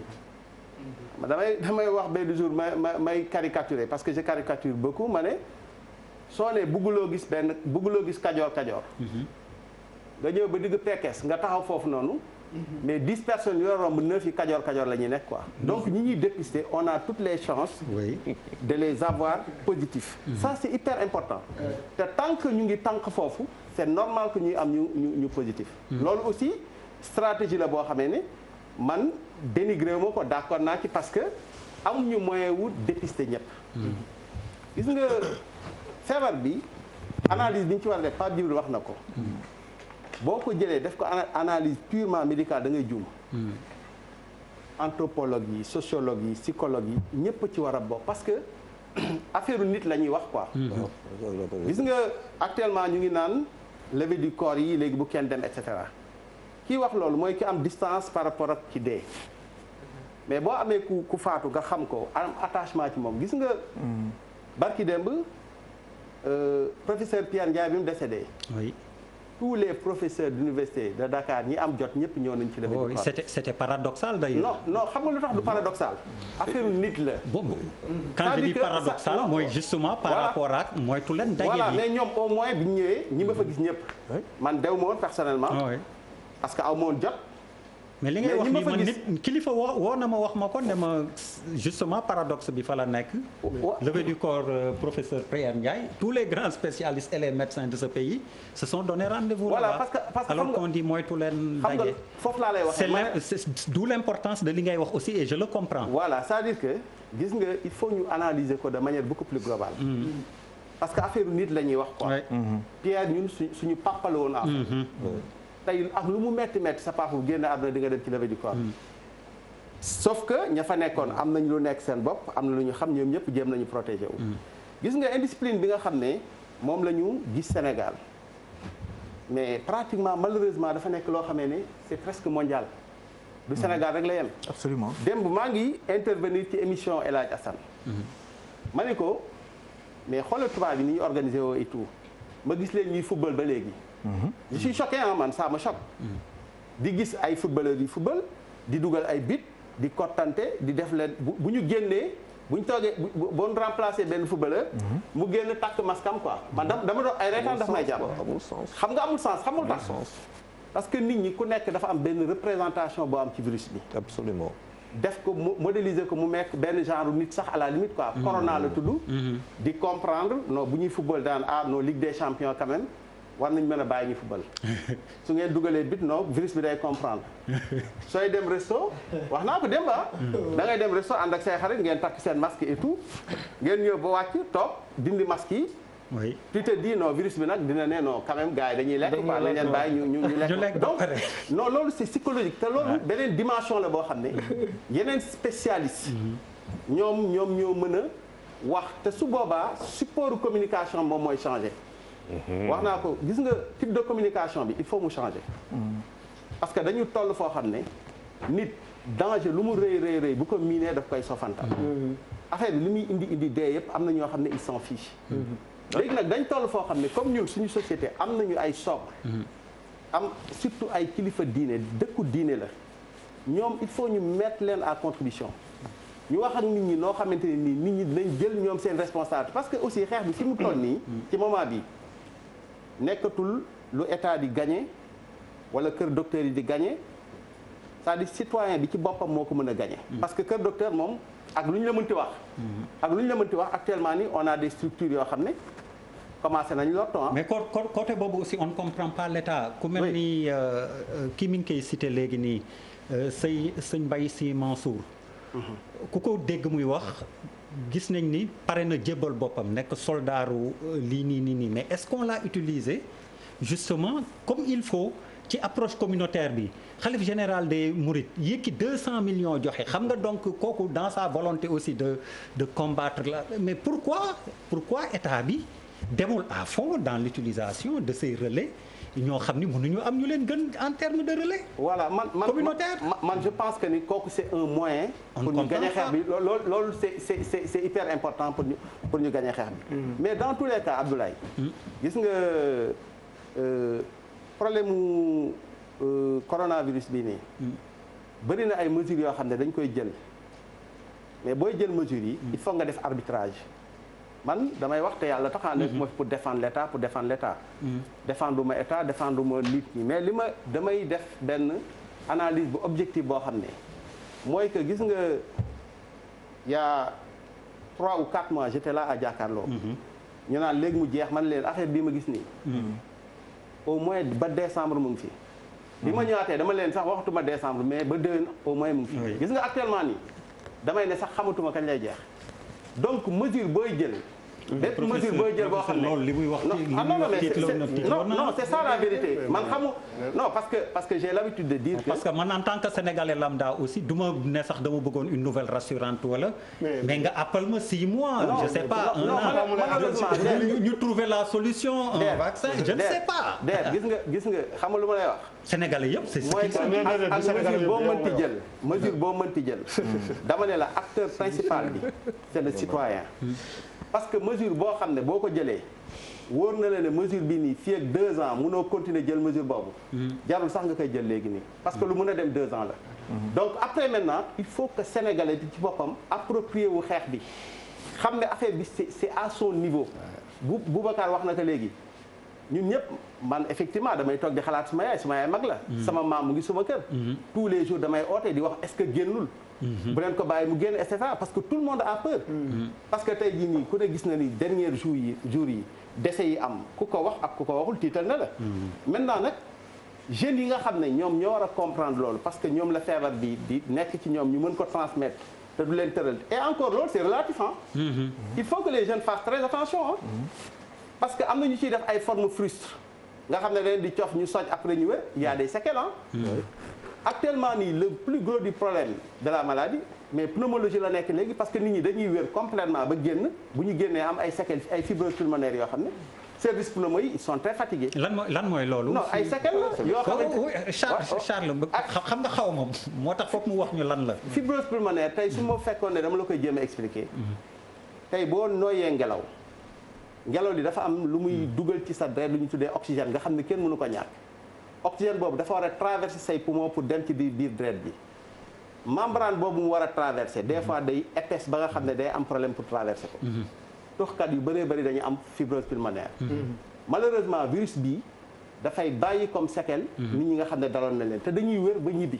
ok donc jeunes yi nga xam ne jàpp nañ ne affaire bi leen rey effectivement souvent du leen rey. mais ñu ngi développer ay séquelles yoo xamante ne nañ ci bàyyi xel pour le Charles pour le conforter réalisateur bi encore mu dee ma dommage Pape Samba je n'ai pas regardé ton documentaire foot professionnel la nee na am na xale 13 ans boo xam ni qui était à Diamniadio dañ ko mujj évacuer Fann il avait 13 ans complication yooyu muy wax ni moo ko mujj dal. dañ ko mujj yóbbu Fann il n'arrivait même plus à manger te ci conséquence li muy wax la te 13 ans la am donc ñu def attention ci jeunes yi benn tale s'il te plaît professeur ndax cas asymptomatique yi ba léegi ñoo ngi koy testé ndax cas asymptomatique yi ndax ba tey ñoo ngi la ñuy testé ndax ba tey ñoo ngi la ñuy isolé parce que dafa mel ni dama déggoon benn ay jamono ñu ne cas asymptomatique nekk dootuñu leen testé waaw c'est vrai que stratégie bu ñu mujjee jël mooy que cas asymptomatique yi testé tuñ leen man stratégie boobu laa mujjee dégg loolu aussi ça répond à benn situation boo xam ne mooy situation moyen parce que on est aussi dans un pays boo xam ne quel que soit lu ñu la mënti wax ce pays amul moyen wu xeex bi mu war a xeex feebar bi gis nga li taxoon ñuy bañ ñuy insister ci nit ñi naan leen observer leen mesures barrières yi pour que hôpitaux yi bañ a surchargé wu tey situation boobu fa lañ toll nii tey ku def AVC nekk dans le coma wala nga am benn problème boo xam ne ça relève de la réanimation da ngay am problème yu sérieux parce que service de réanimation yëpp pratiquement ay Covid ñoom ñoo ko fees parce que suñu dëkk amul moyen yooyu noonu tey man su ma dul soo gisee du ma insister ci test généralisé yi c'est l'idéal pour ñu mën a xam réellement état wu feebar bi mën ko suivre et cetera mais boo defee test généralisé tu te retrouves avec 200 000 cas ou 500 000 cas ce qui est très possible ce qui est très possible tey bu ñu defoon test généralisé on peut se retrouver avec 1 million de cas on ne sait jamais mais ñooñu après tu en fais quoi tu fais rien parce que tamit copier coller li xew Europe nga bëgg ko jël copier ko teg ko fii te bokkuñu ay même réalité bokkuñu même moyen ça aussi ça pose problème. question. am na benn question parce que bon xam nga parce que loolu aussi peut-être dafay contribuer ci banalisation feebar bi soo leen toogee nii di waxtaan koo ci waxal mu ne la man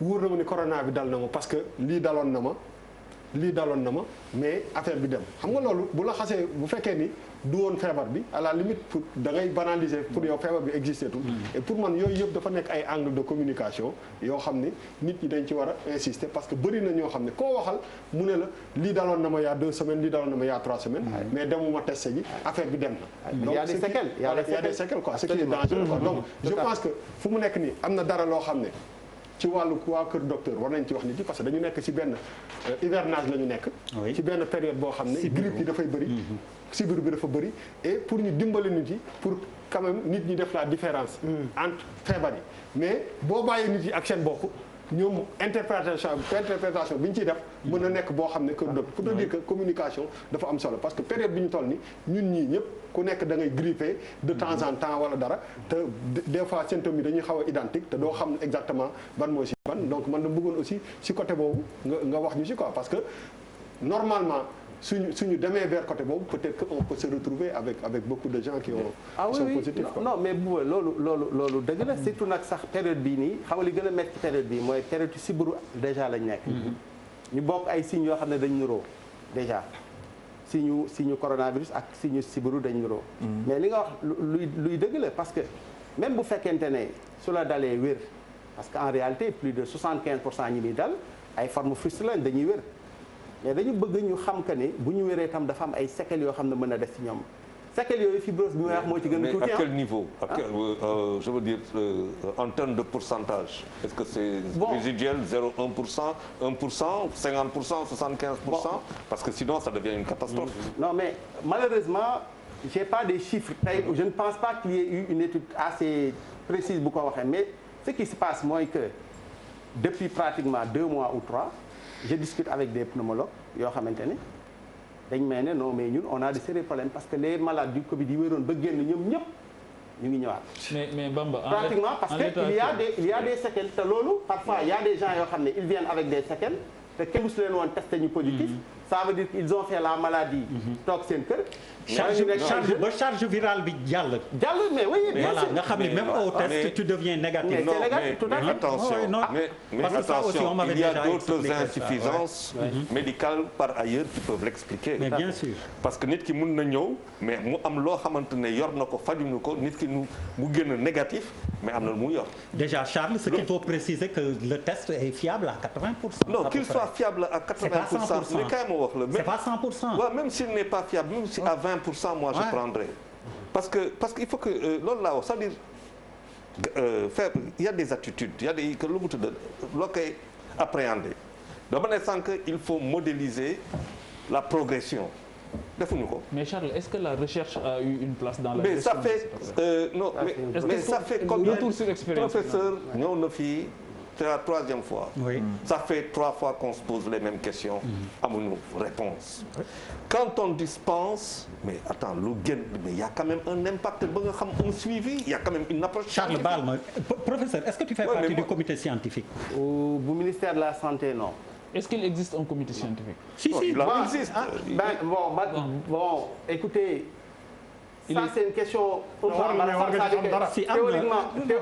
théoriquement il y a effectivement un comité scientifique mais malheureusement depuis quelque temps bon c'est vrai que c'est un peu en léthargie parce que tout simplement c'est une situation boo xam ne c'est en train de et même pour le dernier conseil présidentiel le paradoxe professeur Mboup nga xam ni la plupart de yéen ñii en virologie ak ñeneen moo leen jàngal mais on ne l'a pas retrouvé dedans aussi on ne comprend pas on ne l'entend pas alors que moo jàngal ñu bëri ci ñooñu dégguñu ko ci gisuñu ko ci on se pose des questions l'erreur serait tout à l'heure alors que Charles dit qu'on a réuni toutes les compétences je parle d'intelligence collective parce que tout simplement il y a des moments yoo xamante ne da ngay changer totalement de paradigme le Covid c'est une grippe on est d'accord c'est une grippe bu ngay judd Pape Djibril Fall fi nga fekk yàlla nga dund yàgg ba ngay fi nga fay baax ñu ñëpp da nga koy fay c'est une grippe maintenant comment on a fait par rapport à la première grippe et à aujourd'hui il y a des évolutions médicales il y a des évolutions scientifiques yooyu yëpp a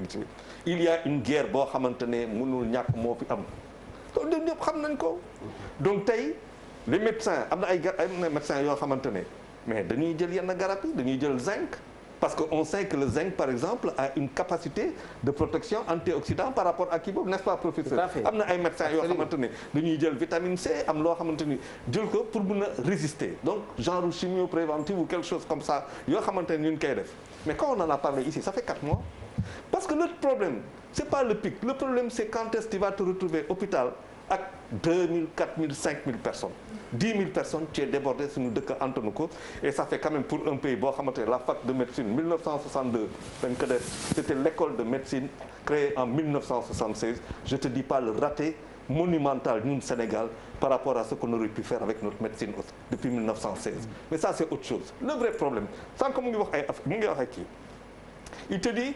74% des cas Dakar a nekk mais tey la bonne information il y a combien de jeunes sur la totalité des personnes comment dire testées positives c'est quoi le ratio sur ce ratio là ñu ne la par exemple 80% sont des jeunes sur les 80% qui sont des jeunes 0,0 meurent des suites d'une maladie c'est vrai liée au Covid mais présence de comorbidité ça veut dire il faut que nous pousser suñu analyse pour que ñu mun a am ay indi ay réponses yu gën a kii c'est-à-dire on est obligé d'être là parce que s'il y a quelqu'un qui sait mais le président de la République xam na kan moo nekk kii en réanimation le président de la République il sait et c'est parce qu'il le sait qu'il dit il faut que xale yi toog seen kër parce qu'il est informé quand on vient on lui donne quand on lui dit kay day noppi rek il peut pas dire les choses mais il le sait le ministre de l'Intérieur ñoom xam nañ ko c'est quelle bonne approche lañu am tey moi je suis pas d'accord avec le professeur moi je suis convaincu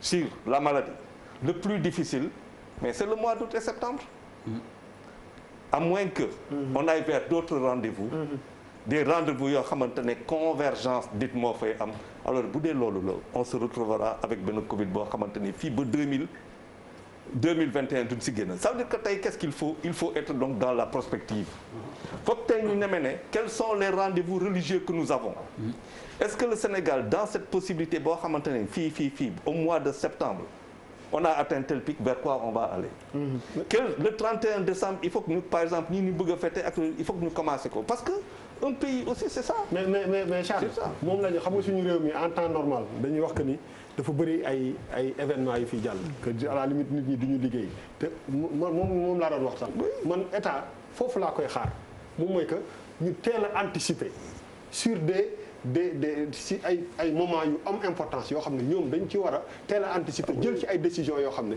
day tax décision yi ngeen jël yëpp mu xaw a am tuuti mu conforme ak loolu mais parce que boo signaler gauche jàdd droite mais ça ne sert à rien du tout te loolu ñun foofu la ñuy xaar état mu wax ñu exactement fan la ñu jëm par exemple bu gàmm gu ñëwee bu màggal bi ñëwee bu décembre ñëwee fu ñu dan la ñuy def tam xarit bii di ñëw qu'est-ce qu'on fait xam nga li ma la bëgg a pour moi état les universités aussi c'est septembre non les universités waaw léegi état bu mënul toog ak population wax leen que ni événement yi di ñëw lii lañ ci war a jóg lii lañ ci war a taxaw nii lañ ci war a taxawee mais mu jël ko denc ko fële romb benn booy boo xam ne yorul 100 francs ci poosam nga ñëw ne ko dama lay bindal contravention parce que boo léegi nit ki su fekkee ni da nga ko wax dama lay bindal contravention bu mu yorul xaalis bi noo koy def da nga koy dugal ci kii bi mais bu dee loolu ngeen di def kon poste de police day fees dell ak gendarmerie parce que ñaata nit ñoo dox fi te yoruñu 500 2000 francs seen biir poche. et attention aux prisons. waaw non moom laay wax c'est-à-dire que aujourd'hui xam nga France dañ lay bindal ticket jox la ko nga dem dugal sa kii fay ko on n'est pas assez organisé pour loolu donc dafa bëri ay affaires yoo xam ne dañ la naan. fan ngay fayee. ak na nekk boo fay nag bu la waaj ne yor ma dërëm sam poche 100 francs bi may jëlee car rapide laa yor mais lan nga koy def da nga koy embarquer mais boo ko naree def di nga embarquer chaque jour 10 000 personnes parce que nit ñi dañoo sonn surtout actuellement. wala nga yokk niveau de corruption. attends parce que xam nga aussi. booba pour le bémol gars yaa ngi arrangé wu di jënd ay cheveux naturels. pour waxuñu pour xale yu jigéen ñeeg yóbbu ma ko foofu peut-être du ñëpp. mais ça c'est 20% de la population.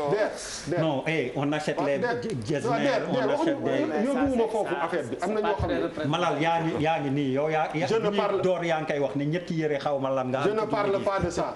jëndal ay masque nga séddale. dama ne booy mécanicien état yéen tamit mettez ça à booy tôlier bi wala mécanicien bi wala kenn ko wàcc wala coxeur bi wala dara wàcc yorul dara ci poosam yor benn 200 francs nga jàpp ko ne ko dama lay bindal contravention il faut mu nekk ci ay base yu leer waa ji yorul dara ci poche bi qu'est-ce que tu en fais. oui question. c'est des questions par exemple mënu leen génne arrêté nii comme ça moo tax li Pape Djibril doon wax genre mbir yu mel ni bu amee il faut en détail nit ñi comprendre que ni lii boo ko defee lii mais def benn affaire rek sànni xam nga ne nit ki bon boo kiiwee dama lay bindal xamuñu ça peut aller de truc à 20 000 francs booy beerul dara ci poosam mais il faut nga wax ko yow boo amul xaalis lan laay def parce que nit ki su amul xaalis c'est pas de sa faute si ponctuellement moment boobu te joxoo ko masque léegi mën nga ko bindal contravention oui mais est-ce que tu vas l'embarquer et l'amener en prison mais la question Der s'il te plaît. Attends benn temps mais question il faut mu tontu je pense que li Bouba wax. waaye et puis benn temps je pense que li Bouba wax. ci question boobu. aujourd'hui bi nga xamee ni bi mesures yi jël nañ ko. ñu ngi koy appliquer sur le terrain. gis nga gars yi dafa nang gars yi ñuy fay de. question bi dafa sew. ki ñu jàpp boo mënul fay. yaa ngi woo sa mbokk ñu ñëw fayal la nga dem. waaye grand question parce que loolu dafa nang non dafa nang c'est laborieux ma ne. boo amul mbokk loolu yëpp xam nga loolu yëpp parce que je suis désolé mais réponse bi may jox dafay yàq ay réponse bi daal ci sa non mais li dangereux je suis désolé réponse kuy daanu ki saret li dangereux mooy réponse bi xalaatam la nga benn mbokk ay non xalaatam la buuba nekkul fi pour loolu xam nga Malal daal bu bañ mbokkam Malal mii xool leen ko bu baax li ma leen non yaro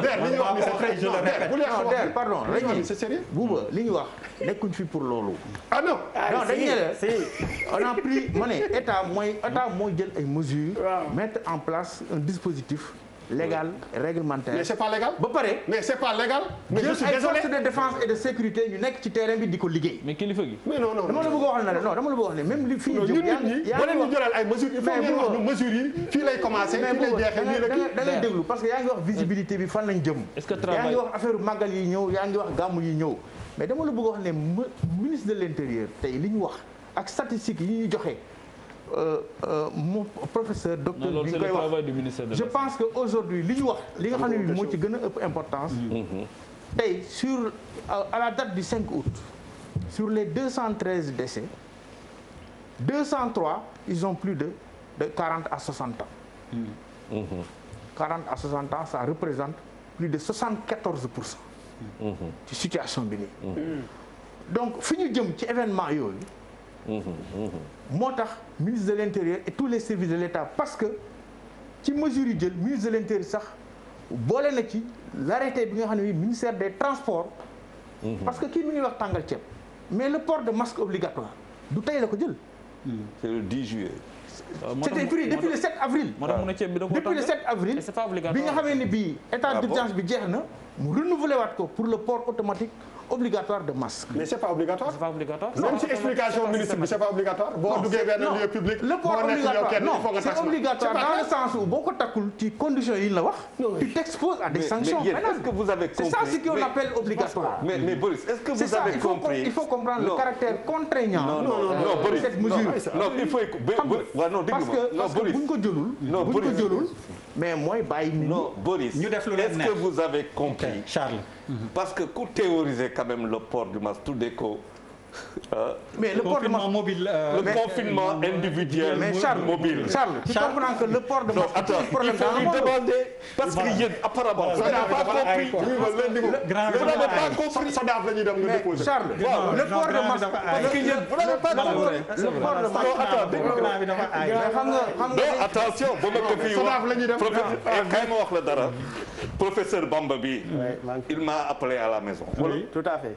ne ma grand affaire bi yaa ngi xobbaliku Charles. damay wax parce que gars yi xamuñu dara ay wax Sodaaf la ñuy ànd. Charles doo ànd xam nga dañuy wax gars yi dagg ko dañuy wax gars yi dagg ko mais li ñu bëgg a wax mooy parce que sa réponse bi leerul. li ñu bëgg a wax mooy le port obligatoire de masque xam nga c'est une problématique mondiale. C'est une problématique mondiale dans tous les pays aujourd'hui c'est mondial. Mais au Sénégal ñun dañ ko rendre dañ ko jël mesure encadré ko kii ne c'est pas légal mais c'est on l'a encadré juridiquement. Dans beaucoup de pays gars yi dañ ne woon garaawul parce que justement les masques n'étaient pas disponibles. Mais aujourd'hui au Sénégal c'est pas le cas. En France. Au Sénégal c'est pas le cas. même gis nga ministère de l'industrie bi ñu commencé ne dañuy def un protocole pour les masques avec les normes standards. 17 millions waaw fi toll ci 17 millions de masques. Mais 16 millions mais non, je pense qu'au niveau du ministère de l'Industrie, les gens sont en train, sur ce plan, tout de faire ça de gros c'est efforts. compliqué.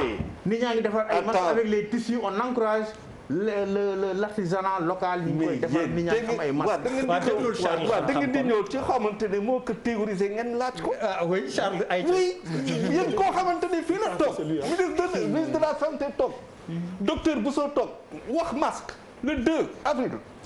ne leen il faut que chaque Sénégalais porte un masque.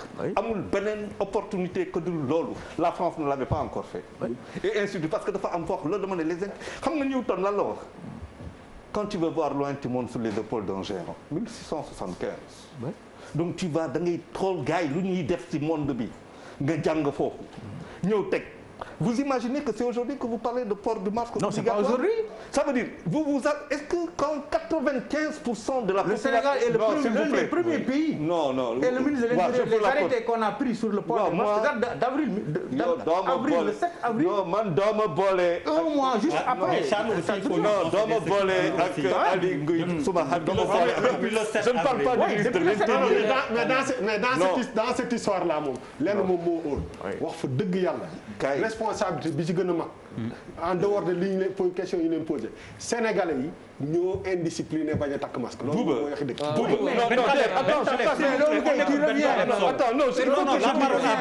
Non, mais tu n'as pas compris pourquoi. Ça veut dire tant que vous ne comprendrez pas que le port du masque est ce qui sauve pour le moment.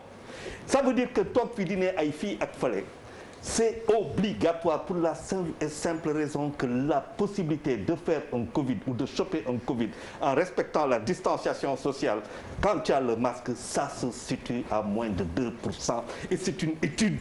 Oui. Alors, si à partir de ce moment, nga xam étude boobu nit ñi toog jàng ko yow nga toog fi di ne en fonction des endroits mais non que chaque Sénégalais porte un masque booy dem boutique na nga ko sol boo buñ la jàppee solo ko une contravention la. Mais loolu il y a pas de contestation sur ça. Mais non, dans la rue tu peux ne pas porter le masque. Non, on n'a pas dit ça. Le ministre l'a dit, je l'ai entendu à la télé. Non, xam nga.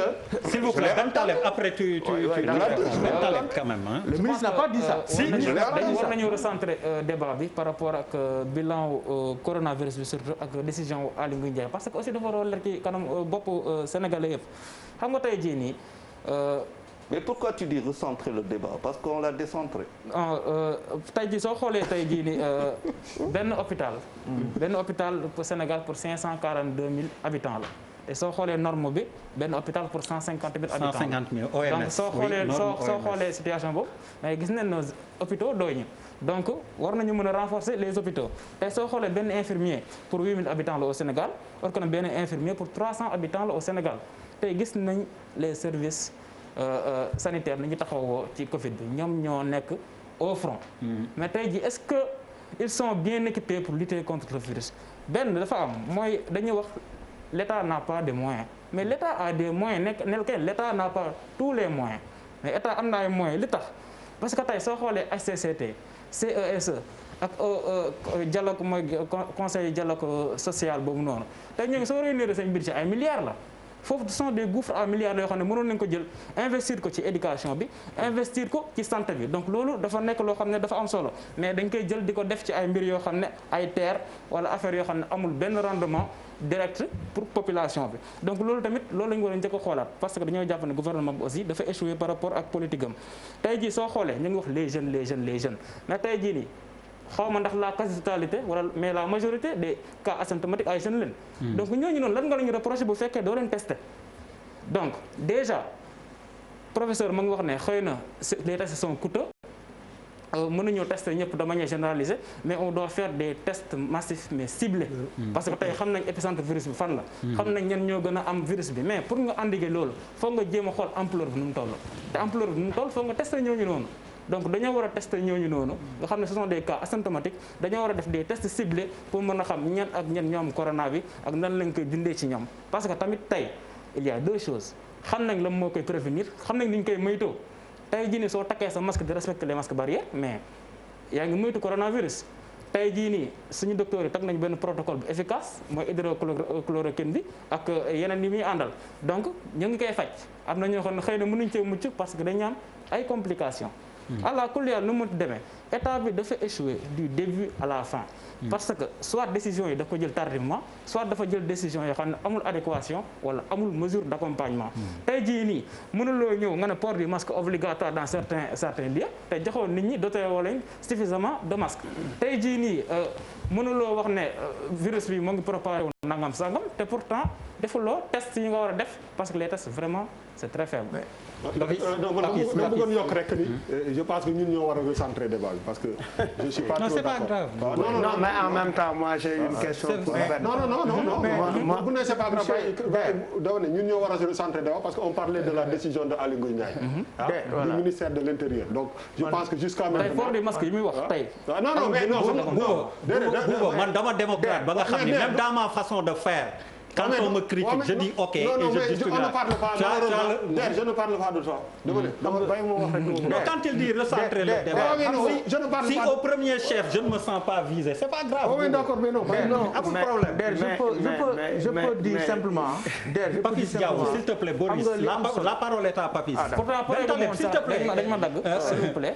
dafa am bon kon daanelal s'il te plaît. voilà dañoo ne les Sénégalais sont indisciplinés. war naa dem deuxième partie depuis ça. dañoo wax ne les Sénégalais sont indisciplinés. Man je ne suis pas prolongation. d'accord. Les Sénégalais ne sont pas indisciplinés. mën naa jàpp ne xëy na les Sénégalais wala certains Sénégalais sont mal éduqués parce que tamit nag bu ñu fàtte tey jii décision yi jël yu bëri dañuy def ay arrêté yàgg na fay am tey arrêté daanaka ni ñu ko doon expliqué sax da ci bëri baaxu ci par exemple tey monsieur du ministère de l'Intérieur il a beaucoup de mal à expliquer certaines choses yoo xam ne leerul suñu bopp ba tey jii nii donc bu ñu fàtte ne aussi Sénégal il y a plus de 50% yoo xam ne jànguñu donc loolu aussi dañ ko war a prendre en considération donc les Sénégalais pour man sont mal éduqués wante loolu échec gu système bi la mais waruñoo wax les Sénégalais sont indisciplinés parce que je pense que loolu amul ci dëkk bi les Sénégalais toog nañ 3 mois yoo xam ne semi confinement la déggoo coow jub mais nag soo bëggee cëtëng doo bëggee def loo xam ne du continuer comme ni ko docteur waxee yàgg nit ñi dañuy fippu jëlaat sañu péexte jëlaat sañu liberté parce que yaakaar naa nit ñi dañoo war a lekk dañoo war a naan dañoo war a vaquer à leur occupation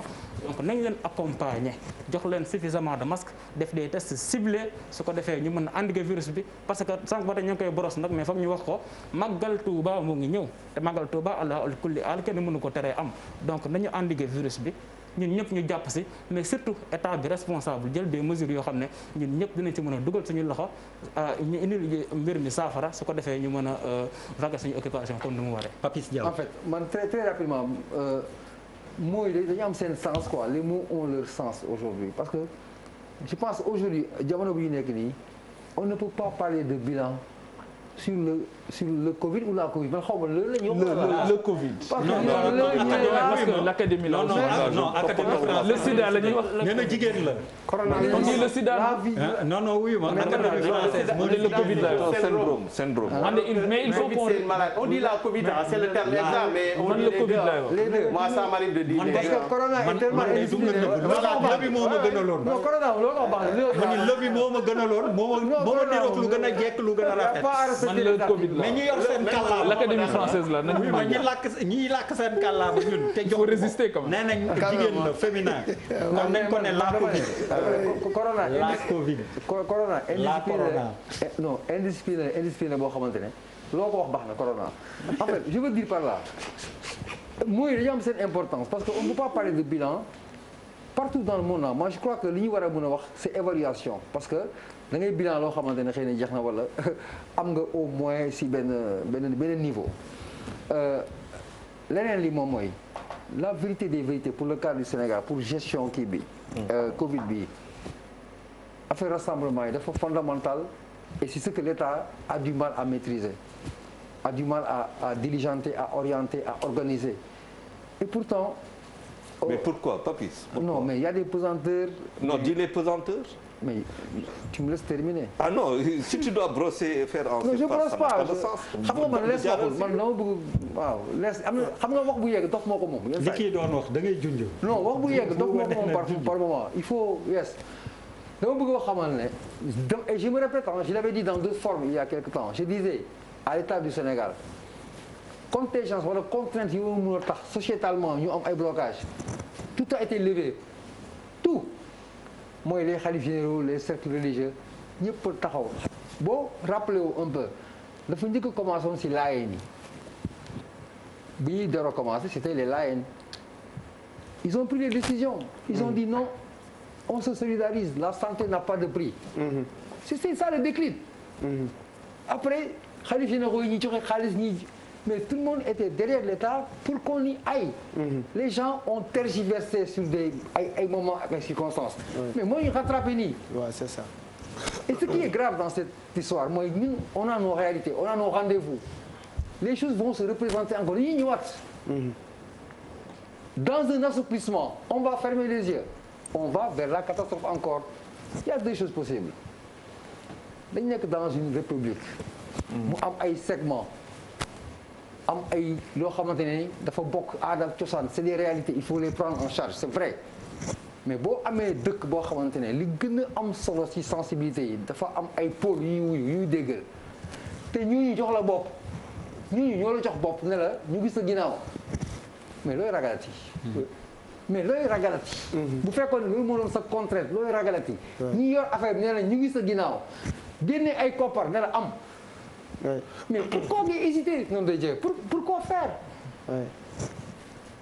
toute la responsabilité incombe à l'État amul négocier amul nga nekk politicien ou moi je suis pas politique je n'aime pas même qu'on parle de politique si cas yi mais au début à la fin benn responsable la benn tergiversation benn faiblesse moo fi am c'est celle de l'État du Sénégal tant que taxawul debout faire face à la pandémie on sera toujours dans cette situation parce que li ko fiy dindi moo ko fi jëlul tu peux pas être avec des professeurs le professeur là Badiane kan mi toog li mu wax fii yëpp mën nañ ko def si benn module tellement qu'ils nous ont appris ça dañ ko dem bu ñëpp xam léegi il s'agit maintenant d'agir on a trop théorisé docteurs yi wax nañu ñu étrangers chinois yi tous les médecins ont dit ce qu'ils pensaient il faut prendre des mesures et les appliquer mais non de Dieu mais prenons les mesures et appliquons-les.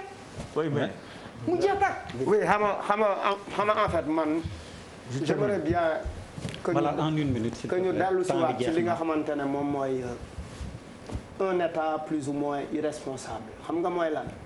Tout de suite sur la question de est-ce qu'on continue de prier dans les mosquées il dit que cette question dañ ko bàyyi ak les religieux mais les religieux ils sont gouvernés par l'État ils sont gouvernés ou ils ne sont pas gouvernés. loolu aussi foog ngeen ñeme boo leen ñemewul la question elle n'est pas entière et déséquilibre boobu di am dans le traitement de ces questions-là il y a des jeunes qui habitent dans les quartiers difficiles qui vivent dans la promiscuité dëkk ay Bagdad dëkk ay Yëmbal dëkk ay Benn Baraak ils n'ont que la plage koñ yi dafay xat et il faut qu'ils aillent se soulager sangu géej féey daw ci géej gi pour se déstresser parce que Covid bi aussi dafa indi ci nit ñi ay crise économique il faut que les gens sortent des maisons pour au moins daw yenn problème yi parce que da ngay toog ci biir gàlle bi doo mën a faj problème mu 5000 francs sa jabar topp la wala sa yaay topp la cim amoo jom. C'est des éléments sociaux très importants à prendre en compte. Et on est dans une situation, je n'ai pas pu comprendre comment, en tant que responsable du ministère de l'Intérieur, on vous pose une question relative, est-ce qu'on continue les prières à la mosquée? On dit, mais depuis quand il y a eu un moment où on a dit, même les prières à la mosquée sont interdites, les mosquées sont des lieux publics. Man damay julli di woor duma tardé waxtu. Les mosquées aussi c'est des lieux de transmission, de contamination, comme ni ko bureau yi nekkee, comme ni ko dëj yi nekkee, comme ni ko et cetera nekkee. Des mesures on les prend ou on ne les prend pas. On les prend ou on ne les prend pas. Et puis li leen Papis wax dëgg la.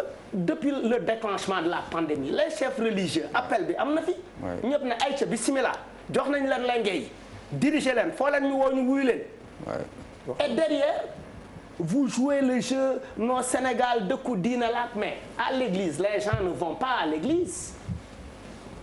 À l'église li kii doon wax sànq si on compare le nombre de morts de Covid catholiques et le nombre de morts de Covid musulmans, on verra que le nombre de morts Covid catholiques sont moins nombreux que le nombre de morts Covid musulmans. li muy wax modéliser lool la. Il faut que vous preniez seen responsabilité ba mu mat sëkk parce que la pandémie il ne faut pas jouer avec. Et ces jeunes-là qui sont sans travail, on va les confiner dans les quartiers. Les jeunes ils sont sans travail, il y a plus d'école. Les espaces terrain yi ñu mën a footballer pour fo nawetaan amatul dara amatul. Il faut réfléchir à de nouvelles formes de mesures et puis concerter. Concerter, il faut que vous discutiez avec les populations. Ok Bouba une minute ñu man damay wax que nii rek xam nga dañu nekk réew moo xam ne moo laa ni am na ay arrêté yoo xam ne boo ko génnee alors que tu sais yow pertinemment que ni lii mënuma ko appliquer xam nga boo ne ay contravention fii ci réew mi mënuloo ko appliquer du waxi naan ba fi nga sa kañ bi waxi naan ñun bàyyi laay waxi naan ñun ngay dugg ci biir koñ bi fekk gardien bi taxaw nga ne ko contravention dama la koy bindal on n'est pas xam nga dara buñ koy def dañuy xool nan la ñuy dundee ak lan mooy suñu ay moyens pour mu mën a pertinent pour nga mën ko appliquer mais yàlla xam na ni bu dul rond-point Almadies bi fii ak bële ak bu booy dugg biir rond-point Guédiawaye c'est des choses yoo xam ne kenn mënu ko appliquer c'est pas parce que c'est pas pertinent parce que ni suñu société tëddee on n'est pas assez organisé pour mën a def loolu donc il faut effectivement yeneen moyens et loolu foofu la pour man communication bi amee doole c'est pas parce que ministre bi génn na tey woo na quelques journalistes lire na ay affaires après gars yi réglé nañu problème il faut une communication constante. Il faut que nit ñi ñu yar leen il faut que par exemple li nga xam ne chrétiens yi communauté chrétienne bi seen taxawaay si Covid bi mais dañ ko war a étudier. C'est très important est-ce que effectivement le fait que ñoom ñu bàyyi lépp taxaw ni est-ce que ça a payé oui ou non. Oui moo tax ma ne la. type de nit bi ñu nekk moom moo ñu ciy génne gis nga en dehors de sa foi li nga gëm nga nekk jullit wala nga nekk leneen en dehors de sa foi nit bi nga doon ci sa niveau de responsabilité moom moo lay génne ci feebar bu mel nii ñoom malal dañ doon wax NTS nouveau type de sénégalais bi ngeen koy wax en 2012 boobu dañu bëggoon créer un nouveau type de sénégalais mais le nouveau type de sénégalais bu ñu war a mun créer mooy que individuellement boo demee am permis am 19 ans nga am permis wala 18 ans nga am permis nekk majeur nga xam ne boo defee naka su dul noonu dañ lay yóbbu prison tëj la tu es responsable de tes actes mais bu fekkee ni actes yooyu nga war a poser yow amuloo benn engagement et que il faut ñu jël tama ak sabar fekk la sa biir kër géewal la tëggal la pour que nga mën a fecc mais ça pose un problème donc dañuy nekk ci plateau télé yi pendant des mois des années ku ne di théoriser mais en réalité le problème il reste entier moo tax quand je disais que les Sénégalais sont indisciplinés il faut qu'on man ci sama bopp man xam naa leen mooy que wax ko dëgg yàlla maa ngi jéem lépp lu ma mën pour que ma naaw sama bopp ci mbir mi mais bu ko ñëpp defee peut-être yàlla mën nañu dimbale mais dafa am ñoo xam ne da ngay gis pourquoi ñu wax ko dafa am ñu am masque njëgu masque am moyen masque parce que te ñoo gën a bëri parce que du problème bi dootul amuma du ma jëndee masque takkuma ko la parce que seen affaire yi faux problème la te loolu ngay gën a dégg. que boo duggee ci quartier yi mais kenn takkatu ko gars yi fàtte nañ ko. mais lan mooy responsabilité chef de famille sur ça. soo amee sa ay doom am say ay jabar yaa may dégg. di joxe dépense bu ñu lekkee yow yaa leen koy jox te amuloo benn niveau de responsable tooguloo chaque jour di wax ak sa doom yi di leen sensibiliser mais sa rôle defuloo ko. donc nous en tant que nit en tant que il faut que ñu aussi ñu remettre en question suñu bopp ak suñu niveau de responsabilité par rapport à nos familles on est dans un état boo xam ne fu ne am na kër gu ne am na kilifa sa doom bu génnee def dara lu dakk naka su noonu sa voisin mën na ko jël ubbi nopp bi ni ñuy teree suñu bopp suñu doom yi ñu tux wala ñu sàcc ñun loolu la ñu war a responsable loolu moom mooy wane réew mi de type de nit yi fa nekk ils sont assez responsables mais maintenant ci nit yi ni ñuy nekkee loolu il faut ñu remettre ko en question teg ko ci kaw table bi au lieu de génn ay arrêté ay mesures yoo xam ne en réalité pour les appliquer c'est quasi impossible. ñu tàggoo kon. oui mët na de. non xam nga yow deuxième partie bi da ngay tàggoo. li ñu ci bëggoon a wax rek je pense que ci wàllu këru diine yi. ni ko suñu frère Malal waxee tamit. il faut ñu apporter ci quelques précisions. parce que demeewul noonu te je crois que li ñu wax mooy même le chef de l'État ci état d'urgence bi. il en a fait appel vraiment à la responsabilité des khalifes et les guides religieux pour gérer ce qui se trouve au niveau de ces endroits-là et je pense que ñoom seen bopp taxawaay nañ ko taxawaay bu mat a mat a mat man nag du ma nekk di def xaj ak seen comme ni ñu ko defee comparaison bi parce que on est 95% de musulmans 5% de chrétiens donc am na analyse yoo xam ne bi peut-être mënuma ci pousser mais li ma bëgg a wax mooy je pense que par rapport ak mbas mi ak feebar bi ni muy propagé ak ni mu existé ci Sénégal gis nañ ci àdduna ay dëkk yoo xam ne ay militaires ay forces de défense ñoo dugg ci ay mosquées ay jàngu ay lieux de culte di dóor nit ñi.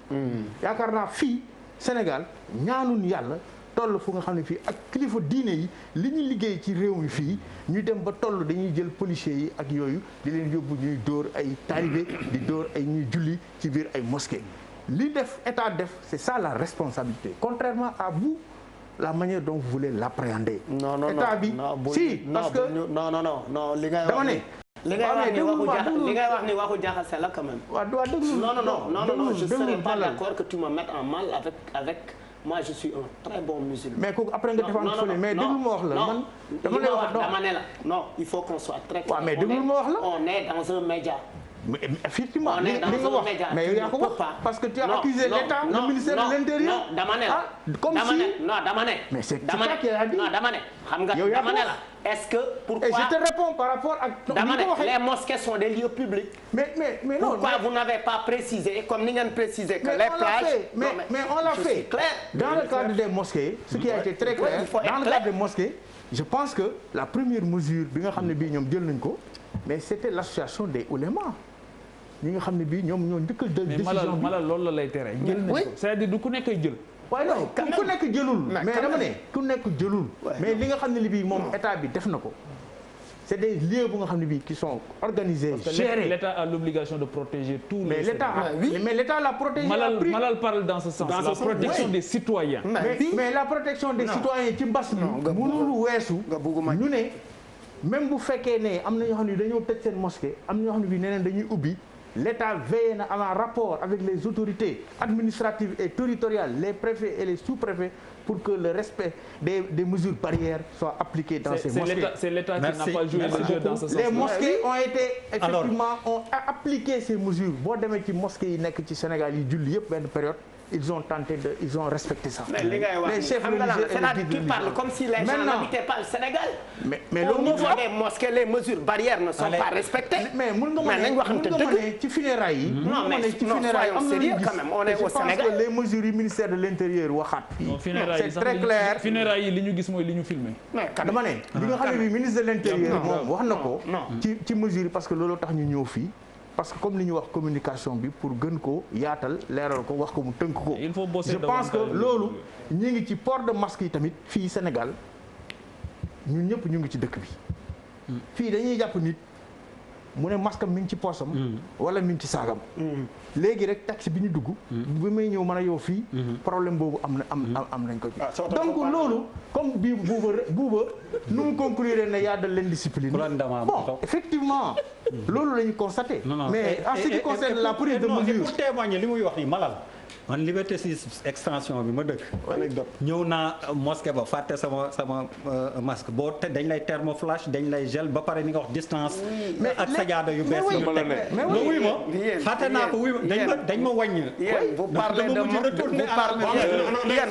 de mosquée exceptionnelle yéen mosquée yi ngeen di wax ni c'est des mosquées exceptionnelles amul kii la boo ñëwee wuy ma naayem bi xàmmee na la oui d'accord mais mosquée yi yow à Guédiawaye les mosquées n'ont pas de vigile à Guinaw Rail les mosquées n'ont pas de vigile